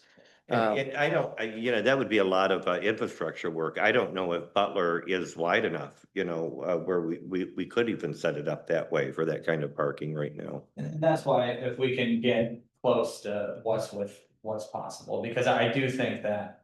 People are looking at this task force and what we're doing, and they do want some answers, because there's a lot of folks who think it's just as easy as putting in a parking garage, or it's just as easy to do this. And we can't really say no unless we have figures to show them hard Correct. data. Yeah, We've had correspondences, as you can see, I think 2 of them were talking about garages, and every day I'm talked to about parking. From James Brandis and many of our business owners, oh, I got an idea, I don't want to bother you, Gregory, and I'm like, well, that's what I'm here for. And we're gonna hear a lot of that, of folks that, Oh, yeah. think that, here's the solution, it's a parking garage, done. And I think that's the importance of having Walker here with us, so that we can really get these numbers down, and we can show people that that's not going to be feasible, or this is going to be feasible, whatever we're talking about. Again, I've also heard over and over again, metered parking, that's what you gotta do, you gotta charge them right away, metered parking. I don't know if that's a solution yet or not either, and I ask everybody here on board to keep our minds open until we really get those hard numbers. It just points great of people saying what everyone has ideas, right? And there's like only like 6 ideas, and they're all like variations on those 6 Yeah, ideas. right. But if we can have a place where we can say, like, that $30,000 number is great. I will be repeating that to people, and they're like, oh, we should just build a parking garage. Cool, it's $30,000 of space. Like, if people knew that, then they'd be like, oh. that's only the one-time cost too. There's obviously ongoing costs. Yeah, like, that's the minimum number, and Yeah. that's a huge number. But if we can have things that are like practical, I don't know what this looks like from this standpoint, like, can we have a FAQ website page of Yep. things that we're talking about and say, so people can look at that and be like, I have this great idea, and then they can go, oh, so do lots of other people, and this is the research that we have, so we can say, Right, and make Yeah. the right recommendations, and those numbers as well, but what's also important as we get into item G is our online survey discussion. Because also, so we're gonna have a lot of information, but we really want to serve our constituents here. And so we have to have an open ear to what they have to say, as well as what the numbers have to say. So we've got to find that sweet spot. Yep. Again, Eric, you said we're not gonna please everybody. I know that. I've served in this town for quite a while to know that. And I know that we're not gonna serve everyone, but there is an element that, as we get into the online survey discussion, and get, and listen more to what people say rather than your little pocket of friends and your little pocket of friends. Of we get all that information, try to get good engagement from the online survey discussion. Is that a good, Go ahead. I was gonna ask, when do you think we will be doing the online survey? I'm gonna say, do you want to move to, knowing that we're not gonna solve all the issues here, get all the ideas out, and we don't have to, because we have other meetings. Do we want to Right. move to the online survey discussion? Pardon? Do you want to move right to the online? Not yet. If Okay. there's any more discussion on transportation options, issues and areas for improvement, let's keep going. I Go wanted to ahead. ask Becky too, signage for interurban, how does that look now? Because I haven't paid attention. I've only really seen the one coming up the hill to the high school, but you mentioned the stop. So is that something that needs improvement, is the signage for? Oh, yeah, I mean, definitely, Okay. but And that's, we all know there's been cuts. And transportation took a big cut and signage is expensive. Yep. But, it's the education part of it, right? And I will do whatever I need to do to help alleviate some of this. Off-site parking. Douglas has a lot of off-site parking, Can we educate people to go across the bridge? We can drive through Douglas, hop on, hop off if people want to get off, right? Do we put in a fixed route? There's options. But, and I'm up for anything. So. yeah, so this kind of relates to what Alec was saying. So part of the evaluation will be the physical signage at the main entry points and within town, major destinations, here's where the remote parking is, and ideas of what that signage could look like, where it should be, but also the informational materials available online, whether that's downtown parking map, whether that's area parking map, whether that's, we've created these one pagers before that you mentioned, here are the changes that we're proposing. The alternative is building, even if that is an alternative, and here are the costs associated, so people can really see that sort of, here are the options and what we're proposing, reallocating spaces to different time periods or enforcing, maybe that's not as, insurmountable as paying $30,000 plus a space for parking. I think you need to stay focused to kind of, remember, to answer the question why we're here do we need more parking? Is it turnover? Is that the problem? Is it employees? What's that? Yep. What's the combination and exactly what are they? Because, maybe we don't need more parking. Maybe we don't need, to change, some things. So I think that's really basically why we're here today, to really kind of narrow it down, right? Well, and the data will help with that as well. Right. And I would encourage us to put that kind of a question on the survey to Sure. say, am I an employee? Am I? Absolutely. Yeah, we try and narrow down who Yeah. you are and how you're answering the, And yeah. really publicize to everyone that we want this input from everybody who is in the town, not just the residents. Eric, I'm trying to look at your timeline right now. When did you suggest us doing that? So initial thoughts were, it all depends. Now through the end of the year was the initial thought, but we can also shift that knowing holidays and things can mess stuff up. Tell me what you're looking at on your. Oh, the, task, which task, Mhm. 1.4, the implement community engagement strategy. thank you. And- Yeah. And the other Right, issue is okay. that a lot of employee parking is summer employees working in summer businesses and so we need to know from those employers who hire extra people, how many people that they might have in the summer who would need parking. Mhm. Yeah, and we do have a second, if we kind of moving on, we can talk about this. We have a second community engagement touch point. That was that sort of to be defined in-person sort of feedback session, and we had planned that for the summer, next summer, so that we do capture some of that, where the Absolutely. online survey would be more available to whoever sees the advertisement for it. Right. But again, same thing with the, some of the off-season data collection, I think up for discussion when that online survey really occurs, what's gonna be the most effective time period, and also most effective, avenues to advertise that and those sorts of things. We typically want to, advertise on the city's website with a link, put it in, if there's any kind of regular community mailer that goes out, advertise it.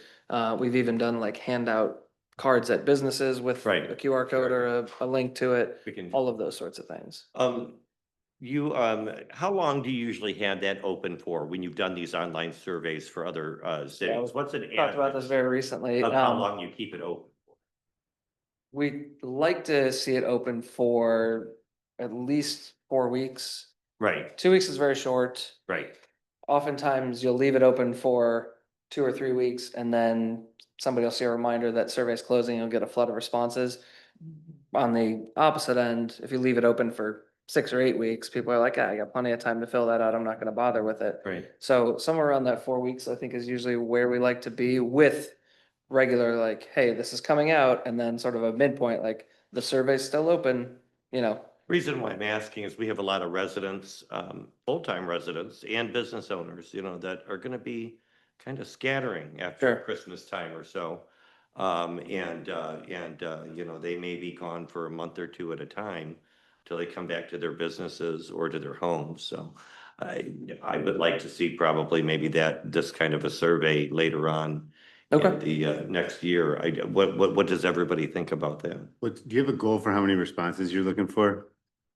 Not really. It's so variable. Like we've seen surveys with 150, 200 responses. We've also seen them with 1,000, 1,200. It really all depends. I mean, with the seasonal nature of Saugatuck, I'm not sure we'll get a ton of, like, I visited here and I am Right. gonna come back next year and so I'm gonna respond. It's gonna be the business owners, maybe their employees. A lot of them are seasonal, so if we don't have it open during a certain period of time, I'm not sure we'll get it, but it's really impossible to sort of say what the And expected What do response you rate guys is. think based on? I would surveys that think- We've done for. yeah, I would city? think, before April would be a waste of time. Yeah. I almost want to say, as we get into June. Even May's kind of early, where we're really not at capacity with businesses. Do you think people's attention will be taken away though, because they're so like gearing up for the season kind of thing in June? I think that's why I'm looking towards June. 'Cause Okay. that's kind of like the beginning of June. Ramped up by First that. 3 weeks of June. Right, or maybe the last week of May first, if we want to do a 4-week Probably- thing. Probably a good time to get, to your point, people that are coming back into town to work or to spend the summer. Or open their Another shops, summer or- starting, we're opening shop, there's a parking survey. Maybe. A good time to fill it Right. out, maybe, Maybe. guessing at the beginning of summer. Because it's an online survey too, there's also the opportunity to do Anywhere. an initial and then a re-launch of the survey. Sure. So, you're right, that's true.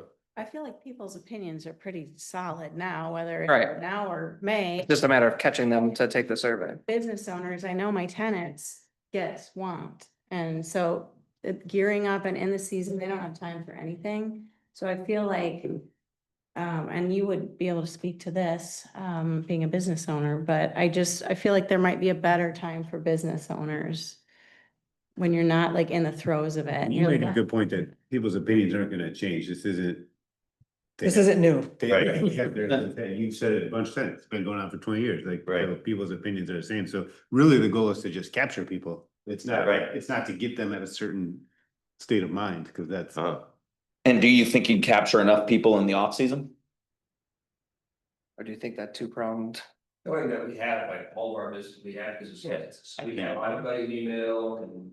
I think you can legit go one by one and be like, can you just respond to this, please? Like. I can think offhand, like 12 business owners that we have their emails. Real easily, a dozen of them, that won't know about what's going on because they won't read their emails. Until They just don't. it comes around next, yeah. So I will encourage a foot campaign by any volunteers, including myself, with these QR codes to reach out to everybody on top of getting it emailed as well. Yeah, we can put them on the buses too. Right? I would think that's a good reason to do, and the other thing is the public is thinking about this now. Because we're being formed. So to do it at the beginning and then to do it in the summer too, Mhm. to get, I think that might be a good idea too. because people now are thinking about it and they would respond to it. But then you get all the seasonal people when they come back during the summer. Well, but there are people who are seasonal business owners and they go away and like Maros, they're gone and they won't be back until May. No, So, Right. for the two. Find them, right? yeah, Well, sure. It's really not a ton of extra effort because it's a virtual Yeah. survey to do the Right. two Yeah. time periods. So I I think like I'm the comfortable idea with of that. doing it at the beginning and then near the end. Okay. Is there any concern? I know that you all are doing an update to the comprehensive plan or the downtown plan as well at the same time? Is that right? Master plan, yeah. We just finished up a pretty large survey. Okay. Very costly, we had 304 people that took it. Okay, And that was out for about, what, 4 to 6 weeks or 4 weeks, wasn't it? yeah. At least 4 weeks. The only reason I ask is the concern with a survey and then another survey, and Right. parking is an issue that people usually like to give their opinion on, so I'm not sure if that would be a real concern, but just wanted to flag it. I mean, it'll still be, you know, a couple weeks from now when we do this first initial opening, so it's not like it's gonna be take a survey 1 week and take a survey another week, but just wanted to highlight that. And maybe if we're doing the now and next summer, even the people that are tired of taking surveys now, maybe they'll take it this coming Right. summer How long do you think that'll be? to get it up and. How long do you think the survey will be? How long will it take it? Oh, I think we could do 4 weeks and Next meeting? Are you I don't know when the next meeting is. Yeah, the length of the survey. 15 minutes. Oh, yeah, Not even. or less. It's a demographic identifying, are you resident, downtown employee, visitor, et cetera. Then it's, you know, a few simple questions about main mode of transportation, you know, number of times you visit in a given week or month. If you park, where do you park, those sorts of things. And then there's like 1 or 2 open questions. So yeah, like 15 minutes if you write a lot. Yeah. In the open-ended. 10 to 12 questions maybe that are either rank these things or pick one of these things. It's very, very brief. There's some, yeah. We always leave open-ended opportunities at the end, yeah. Yeah, but it's it's not gonna be a huge burden for anybody to sit and go through, so. You already have a survey that you use, right? So. In a matter of speaking, but not exactly. I mean, we'll tailor it obviously and think about it, but yeah, we do these quite often. And so when you've done this for other cities, have you done it twice, like kind of like we're talking about? I have never done it twice, but I am positive that somebody at Walker has because of the same seasonal considerations. Typically, we would do this once and then include another sort of in-person, another type of touch point, but Right. I don't see really a downside to doing the sort of 2 sessions of virtual with the other in-person touch point because the survey software also, this came up as a concern in another city we're working that one small group of people is just gonna take the survey 100 times and they're gonna skew the results and all that. Right. But the technology will only allow a single IP address to take it one time. Your technology, right, yeah, And so unless somebody's, you know, right. coming up with fake IP addresses or different IP addresses, they won't be able to just like pack the survey with responses. This came up as a. Right, well, real not all concern. survey has that feature, you Sure. know, but you've got, yeah, your software does, so Yeah, that's what we good use. knowing. Yeah. So I don't really see an issue and it's not a lot of extra effort on our part. We'll still have to summarize this, all the responses that we get. We'll still have to, you know, take out whatever takeaways from there, so. Okay. I don't see an issue with that at all. So the process for that, Yeah, developing the process. survey would be, we would develop a draft of the survey, let you all tweak or have input on it before anything gets put up. We would take care of all the back end and then hopefully rely on this task force / the committee to advertise it on the website, city social media, Mhm. maybe on the interurban, those sorts of things On the radio? on the radio. And then, yeah, we would include in that, here's the period that's gonna be open. You know, market it throughout and then close it down whenever we deem as appropriate. And then the same kind of process when we do it again in the. And we'd probably advertise initially, the survey will be open again next summer, I Right. would think. Yeah. I In think theory, that's- most people, if they're already there, are probably filling it out then, Right. but, And I think I like the idea of, that Kathy brought up because, to do it, you know, soon. Because there is a lot of talk on the street about us having this meeting here. I expected more people in the audience actually, or at least online. But I think it looks good that we're asking for their engagement right away. you know. Okay. All right.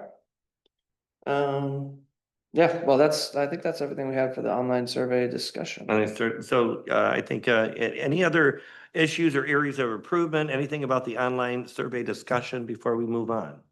From anybody on the board? Anyone? Anyone? We'll move on to 6H, additional stakeholder engagement discussion. So Yes, but- additional stakeholders. So the intention of that, as we've mentioned a couple times, is another touch point with the community for people we wouldn't capture through an online survey, people that are not comfortable taking online surveys, just don't see it. And really to get a better cross-section of people in the community.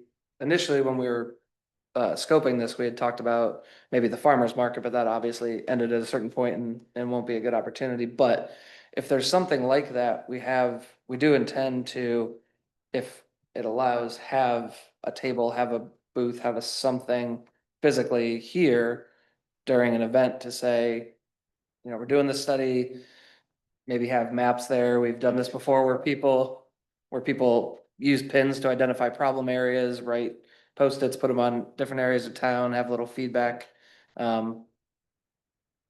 opportunities like that. And that's typically how we would do that sort of additional feedback session or additional stakeholder engagement. Right.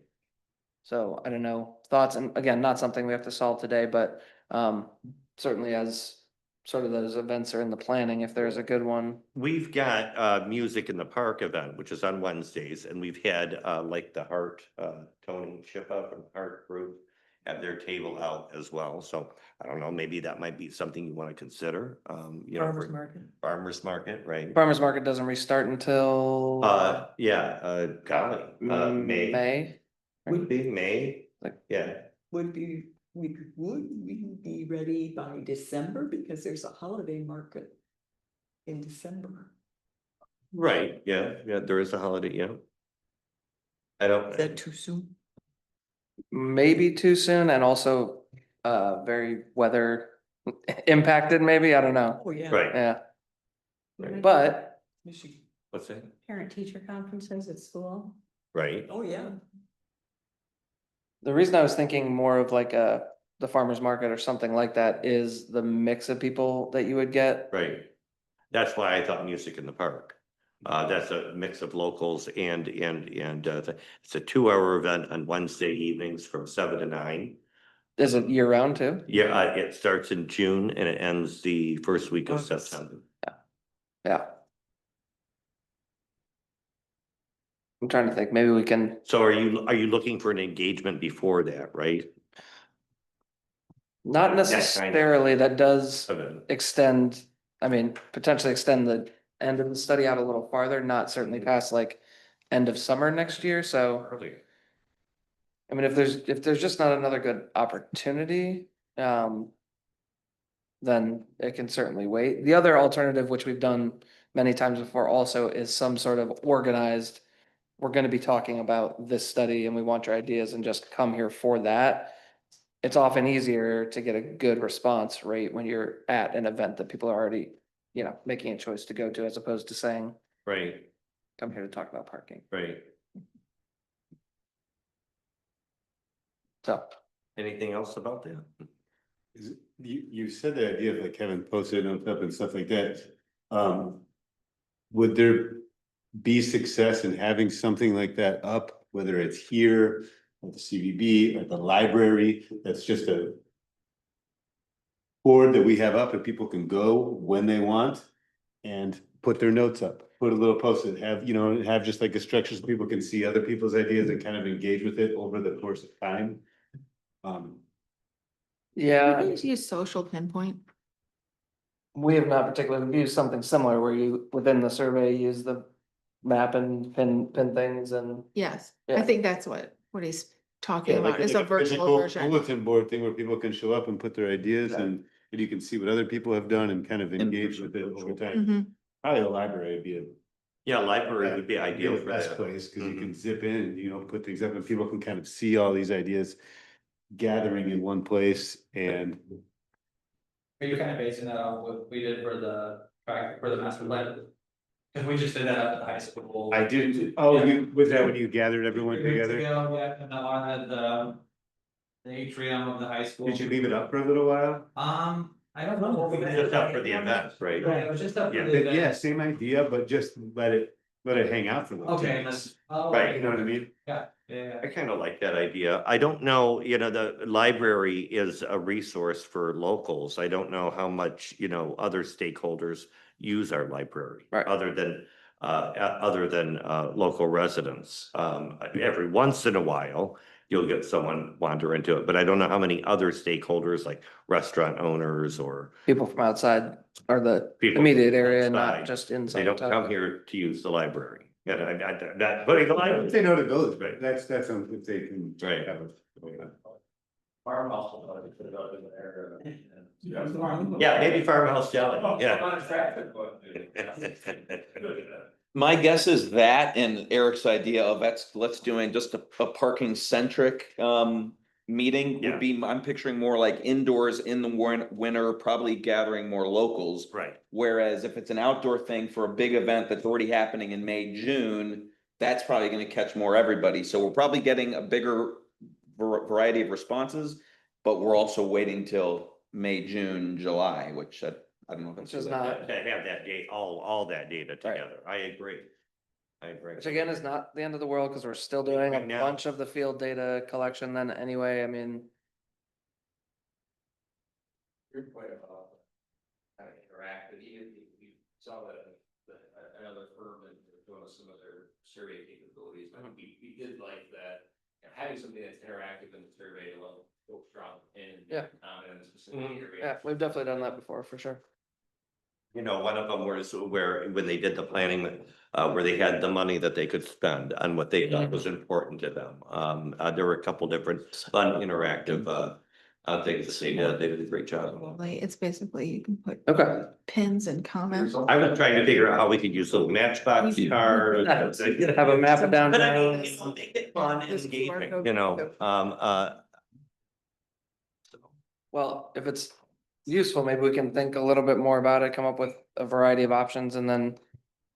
We'll obviously be meeting again before Sure. whatever in-person option is decided, does that work? Yeah, yeah, definitely. Okay. What was that again, Austin? Pardon? No, sign Okay. All right, anything else to talk about as far as additional stakeholder engagement discussion? Does anybody else have anything else they'd like to add to that or questions? Some of the discussion was like some specific stakeholder groups you guys were really thinking about. Yeah, so that's, Yeah. I guess we termed it stakeholders, but that was more like city staff and people we'd reach out to directly. So that's something that we're already committed to do. Definitely via conversation or in person if we're here. This is more trying to capture again, more of that general public feedback. Okay. So I guess maybe the group along those lines, we were kind of, the additional groups that, there was business owners or center of the art, the school, or, getting like a little bit more into, civic subset and their feedback, correct? Yeah, I think Center for the Arts is a good one, just Uh-huh. because given their presence, given the intensity of uses. We've got good business representation, but if there are other groups, business groups, I think that would be a good one.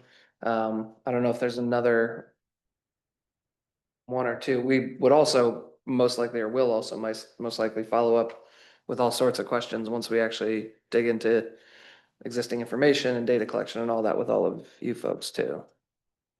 Chamber music. Stakeholders.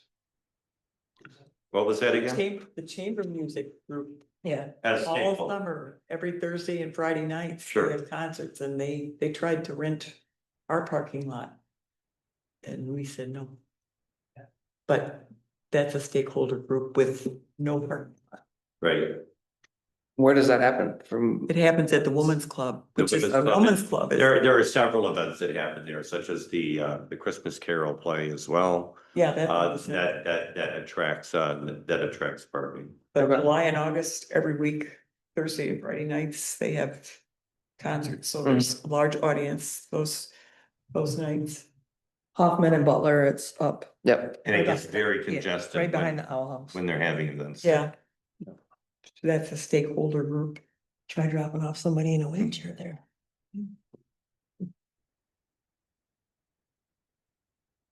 Anybody else? Um, from the CVB standpoint, can you think of any other stakeholders that we haven't talked about?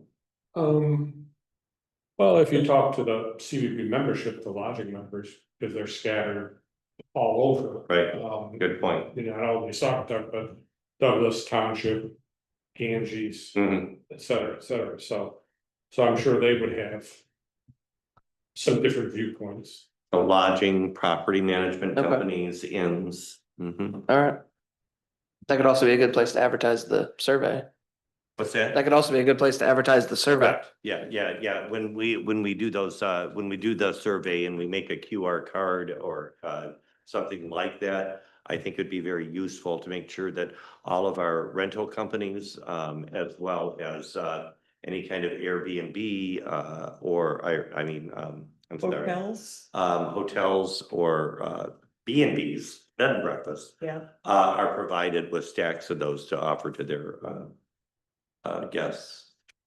Well, just to the, And to them as well. to the Yeah. businesses, yeah, because they know how many spaces they need for their. Mhm.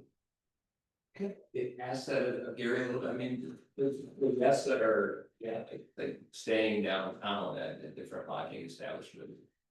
What are the lead night for guests? Are they like frustrated because they can't find a place to stop and unload their, the luggage and they gotta park somewhere else? Or is it? Mhm. Well, it's funny you should bring that up because I was looking on TripAdvisor and Yelp and looking at various lodging places, reviews and things. Not once was parking ever mentioned as an issue. So that's interesting. That's I uncommon. mean, for us as residents and business owners, it's a concern. But for the visitor, it's just par for the course, maybe. It's just, Oh, I'm going to a popular place, so I know. Well, and you said you advertise that ahead of time, right? You say, Right. park your car and then When- walk to, Right. yeah. When And some businesses, like the ones that are downtown, do what we do, is, Yep. you know, park the car, park everything. Yeah. Other businesses out, you know, I'm sure they probably recommend more heavily restaurants that are out rather than being in downtown. So I think there's different ways, but it's interesting that I never see a complaint about. I loved Saugatuck, but, you Mhm. know, the parking was horrendous or this and that. I think- So, like Alex said, is there a problem, you know, from whose viewpoint is there a problem? Right. Yeah, I think that was just going to my earlier point of people are still coming to Saugatuck. They still want to come to Saugatuck. Sure. At the same time, though, I think, like Alex said earlier, that's a really important consideration, again, for this group and this project moving forward. Because I think there's a decent amount of the population that are already starting, not everybody certainly, but already starting to maybe head that way with the mindset a little bit of, yep, we're going to a busy place, especially in the summer, we might have to make some alternate arrangements. And or a good chunk of the population comes from Chicago, and some of those folks are used to doing something different or not having a car at all. Again, not everybody, but I think that's part of the visitation, maybe patterns that are happening already. Yeah, I mean, I know I always think, you know, Venetian Festival, I kind of cringe because the town really gets packed and it seems chaotic and crazy. But you talk to guests from Chicago or Detroit, and they're like, eh. Right. You know, There's the like- transit there's is a a lot part of of it. it. Right. Yeah. Yeah, you're right. I think another stakeholder, holder that we need to think about are the event planners in our area. Because they see a lot of the parking issues and people coming to their events as well. So, you know, April Gundy, who does now Music in the Park, you know, and the different organizations, Cowhill Yacht Club, you know, that do the events. They see a lot of the parking issues. When I facilitated Music in the Park, I heard lots of complaints about parking, even though we had a parking shuttle. But still, folks still complained about parking. Specifically that, the weddings, so Yeah, Ivy House and the SCA, who both have weddings of 200 to 300 people every single Saturday all summer. or long. the SCA. How Yeah. are we engaging with the wedding guests that all come here on those specific also? You know, it's a big deal. I mean, we have a lot of wedding venues Sure. year round. Yeah. Okay. Yeah, we'll have to figure out the best way to engage them. Cause That's some, good. That could be- some don't mind meeting in groups, others do mind definitely meeting in groups. What's it? Sometimes like businesses don't mind meeting as a group, other times they Oh, that's definitely true. do mind like, they Yeah. do mind meeting as a group, so we'll have to strategize a little bit on how to do that. Right. Anything else? Does anybody else, can you think of any other additional stakeholders that we haven't mentioned yet? What about the Allegan County Police? I don't know if they're involved in any issues that result from parking. They were ticketing this year. Yeah, I think That would I be a think big they've thing. ticketed more than ever this year. Good to tap into. Pardon? They might be good to tap into. Yeah. We'll have the nuance conversation about enforcement and some. Yeah, those are, yeah, we have those separate from, Definitely, yeah. Yeah. Anything else about stakeholders? And we will move on to tentative field work dates. We already kind of started to talk about this, but it sounds like from what we talked about earlier, next summer data collection as far as occupancy and turnover counts right in between Venetian Festival and 4th of July, sort of in that middle of July period. That's kind of what we decided, right? And then for the off-season data collection, seems like springtime, avoiding spring break to get a real just off-season Field. typical feel. Yeah, Mm-hmm. okay. And so we'll fine tune that as far as like avoiding the spring break period. And then we'll come back and let you all know what we think is the right dates and have you sign off on that before we do anything. Okay. Do we want to talk about inventory? Yeah, so the inventory piece, which Fleece and Vandenbrink is gonna take on the majority of, our intention was to sort of do that as we have availability, sort of as soon as possible, I think. Hopefully avoiding any times when there's massive amounts of snow or anything else preventing us from physically documenting stuff. Any concerns with that or any kind of, I mean, given the time of year, I can't imagine like road projects interfering and anything else that would prevent that inventory work from happening kind of I don't as we think can? So, Are you including the high school in that? Those we do parking have some, Yes. a couple of roads that are, being, paid. Hoffman, right? Is that going to be done, this fall? Street, yeah. That's great, but other than that, I don't. You pays, probably want to get, all their strike maybe for that. Right. Unless it'll change after it's repaved, if they're changing the layout at all. But I think those minor tweaks we could do Sure. also afterwards. Cause really with any of the street lengths that aren't currently marked with spaces, it's really street length, noting where driveways and other obstructions are where a car couldn't really physically park. And then obviously the marked spaces, we would document all those, all of the existing surface lots and that sort of thing. So I think very little in the way of interfering with any kind of day-to-day business or any kind of normal operations. When do you plan on, I mean? Might want to avoid the two Monday, Tuesday leaf pickups. Because some of the Piles streets of get leaves. pretty full of leaves. Oh, yeah. The Monday, Tuesday, what? The leaf pickups Oh, or Tuesday, correct. Wednesday, Yeah. because some of the streets like fine, but you're not gonna survey that one, but they get really full of leaves, then it would just be in your way. Okay. Ideally, how long would it take for the inventory? When are you thinking that part of this process would be I done? mean, we hadn't talked in depth about what that looks like. You have a timeline and, November. I'm just curious. I mean, I've been curious since the beginning of this about how many spots we have, you know? I think we were looking to start in November to do the data collection and Uh-huh. hopefully have that completed by Thanksgiving. So Okay. I don't have the exact days yet. so- Right, but around that time, that's what I wanted. to- Yes, because we're hopeful that if we get it done before Thanksgiving, we'll Oh. avoid the snow. Right. So, All right, good. but I'm just looking for, so when does the leaf pickup occur?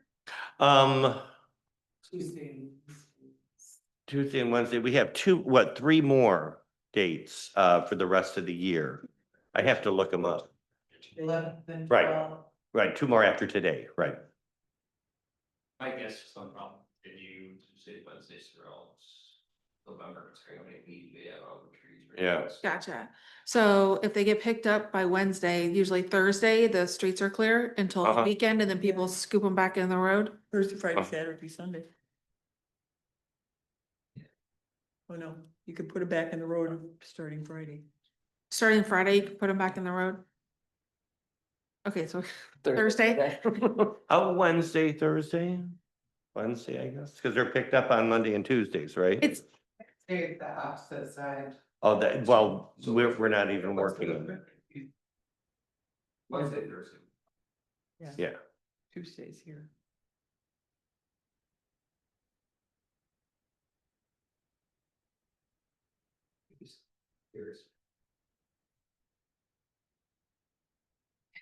well, once I figure out which days we're gonna be here, I'll let you know so that nobody calls the police on somebody wandering around collecting data. Happens all the time. There's a new person. Your parking enforcement. Tentative field work dates, and then what are the other, work dates that, that you're talking about, other than inventory? So that's the occupancy count. So that's where we're documenting parked vehicles and doing the turnover surveys. So those were the And we've talked about. spring, those aside from the Yep. spring break, and then the July between 4th of July and Venetian Festival. already. Anything else on that? Any other discussion about that? Anybody? Let's go to then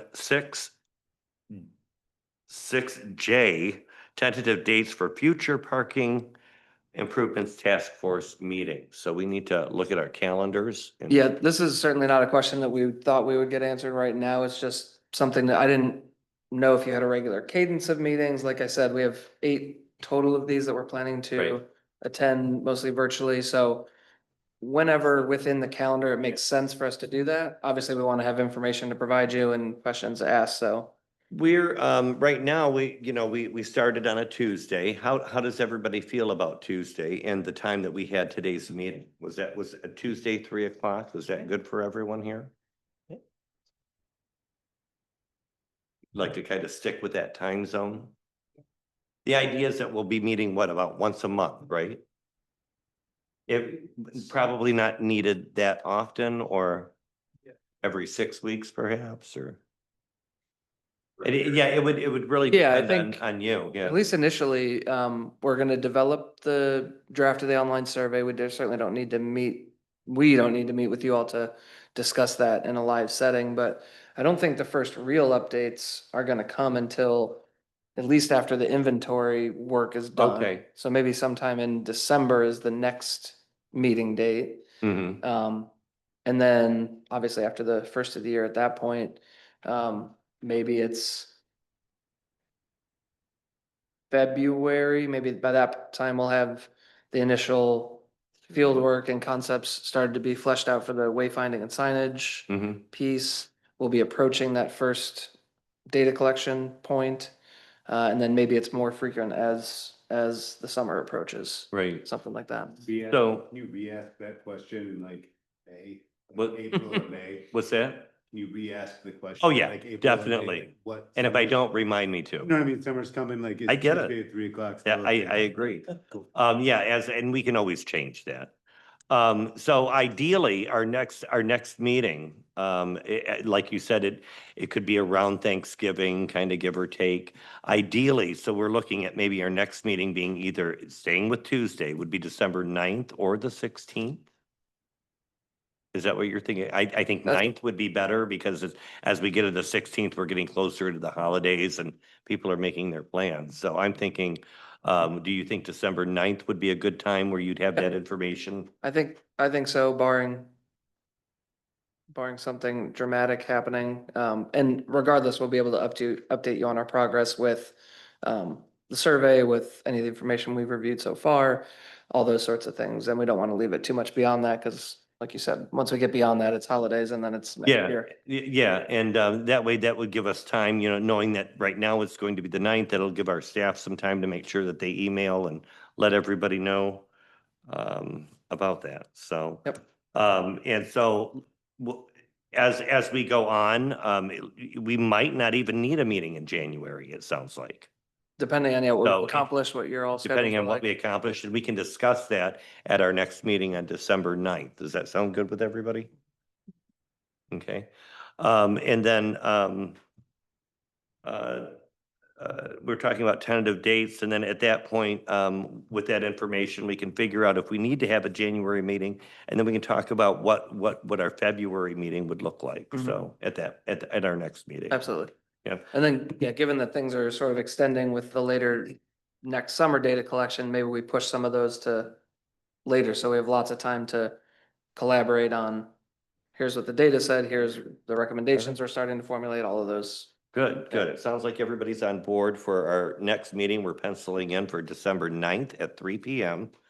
And that's going to take us to our next topic of discussion, K, Open Meetings Act, Freedom of Information Act, and Communications Protocol. These are things you learn when you're serving as an appointed official, which you're all appointed officials. Isn't that exciting? Welcome to my world.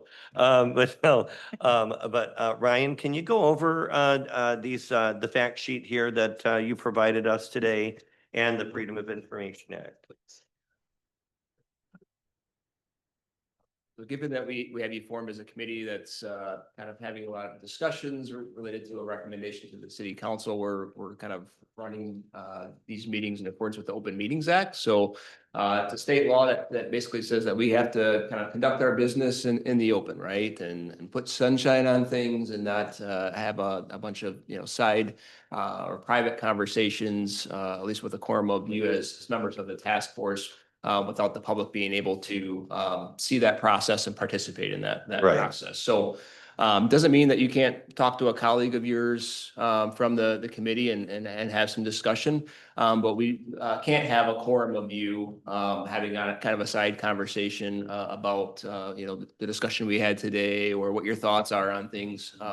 If that were the case, we want to make sure and notice that you're having a public meeting and give the public an opportunity to be at that meeting and provide public comments and all those good things. So just want to make sure that you're all aware of that. Just make sure we're not meeting, especially in a quorum of members and having discussions about the work that you're doing here. It's important that we kind of really have our discussions here amongst all of you, so that way everybody can kind of see that discussion and participate. And not only is that Yeah, we have 10 of you. So in this Right. case, a quorum of you would be, 6. Six, So, yeah. and not only is that the law, it really is fair. It's 8. I can't count. So. Oh, or- But yeah, not only is that the law, it's just fair that the public understands and is able to listen to everything that everyone is saying when it comes to saying Yeah, so. nobody likes to be accused of violating the Open Meetings Act and making Exactly. decisions outside of open meetings. Those aren't fun allegations. So the other just quick piece is the Freedom of Information Act, because you're serving as a part of this committee. If folks are reaching out to you or you're talking to folks about your work as a task force member, if you put something in writing, somebody could submit a Freedom of Information Act request to the city and we're required to, for the most part, turn that information over to somebody. So that could be your emails, that could be your text messages about work that you're doing as part of the actual task force itself. So just kind of keep that in mind if folks are reaching out to you, be mindful of how you're responding. Doesn't mean you can't talk to folks, but be mindful, and if you're upset with the consultant or a fellow colleague, and if you put something in writing about how you felt about what they said at that meeting, somebody asked for that, we have to turn that over to that person. So just kind of keep that in mind as you're putting things in writing. In that, writing or be in professional or and- digital Yep. as well, or even texting. Because, if something happens, if someone's asked, you might be asked to turn your phone in if somebody needs to find information. That's happened before. Yep. So just be mindful of that. Even from texting. Yep. If you do receive any correspondence, I mean, you can have correspondence with somebody, one-on-one, that's fine. But if there's something that somebody's like, hey, I really want you to pass this along to the task force, send that email on to me or clerks or the chair, and we'll make sure that's in the meeting packet. That way everybody can see it. I've had a lot of people approach me the last month or so since we've talked about putting this group together, more than a month, I think, with lots of different ideas. And I encourage all of them to email us here at the city.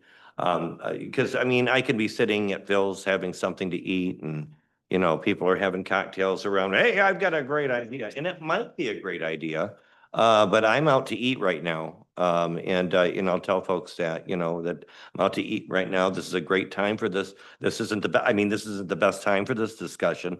However, our next meeting is,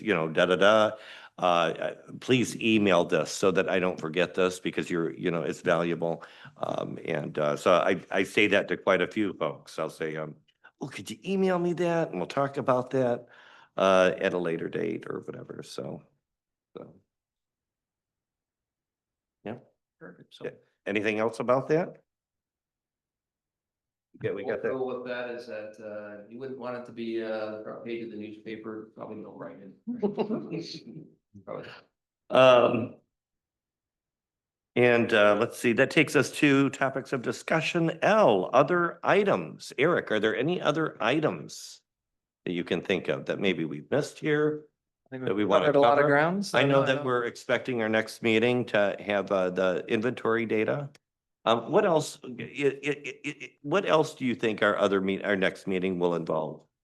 I think by that time, hopefully we'll be able to talk about the online survey and,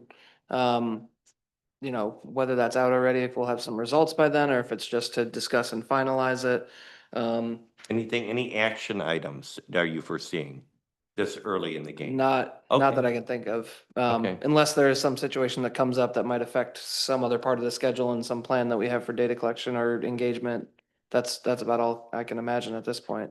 Oh, Usually these processes take a little while to gather steam, and then towards the end, it's really, right. that's when all the discussion, decisions, refinement, all that stuff happens. Right, when we start listening to everybody and getting the numbers. So that's when we can really start making some action, decision-making and recommendations, starting to carve out what our recommendations will look like for the city. Absolutely. So, Yeah. good.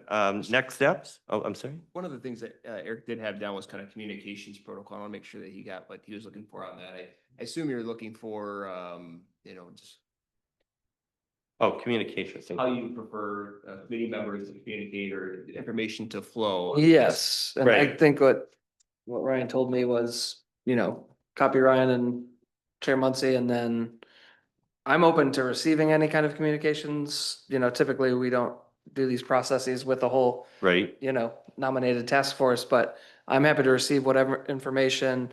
But I'll pass all of my communications to Ryan and Chair and Muncy and then have him distribute. And when have you them guys are distribute. talking to the public, and you're asking them to send that email, that idea, so that we have that and so we can use that. Again, they'll email it to Ryan and copy me on that. That way we can keep it, we can keep everything together and organized. Thank you for that. Do we have? Yes, Kathy? Do we have addresses? Addresses, They're in the packet. our addresses are, yeah, Okay, thank you. addresses. Next steps, I think we might have already talked about that. I think so. All right, well, that ends our topics of discussion, unless anybody else has to add anything to that. And we don't, I'm not hearing from anybody on the board. Our next is correspondence. You'll see the correspondence in our packets. There's, I believe, 3 of them. Can't believe there was only 3 of them.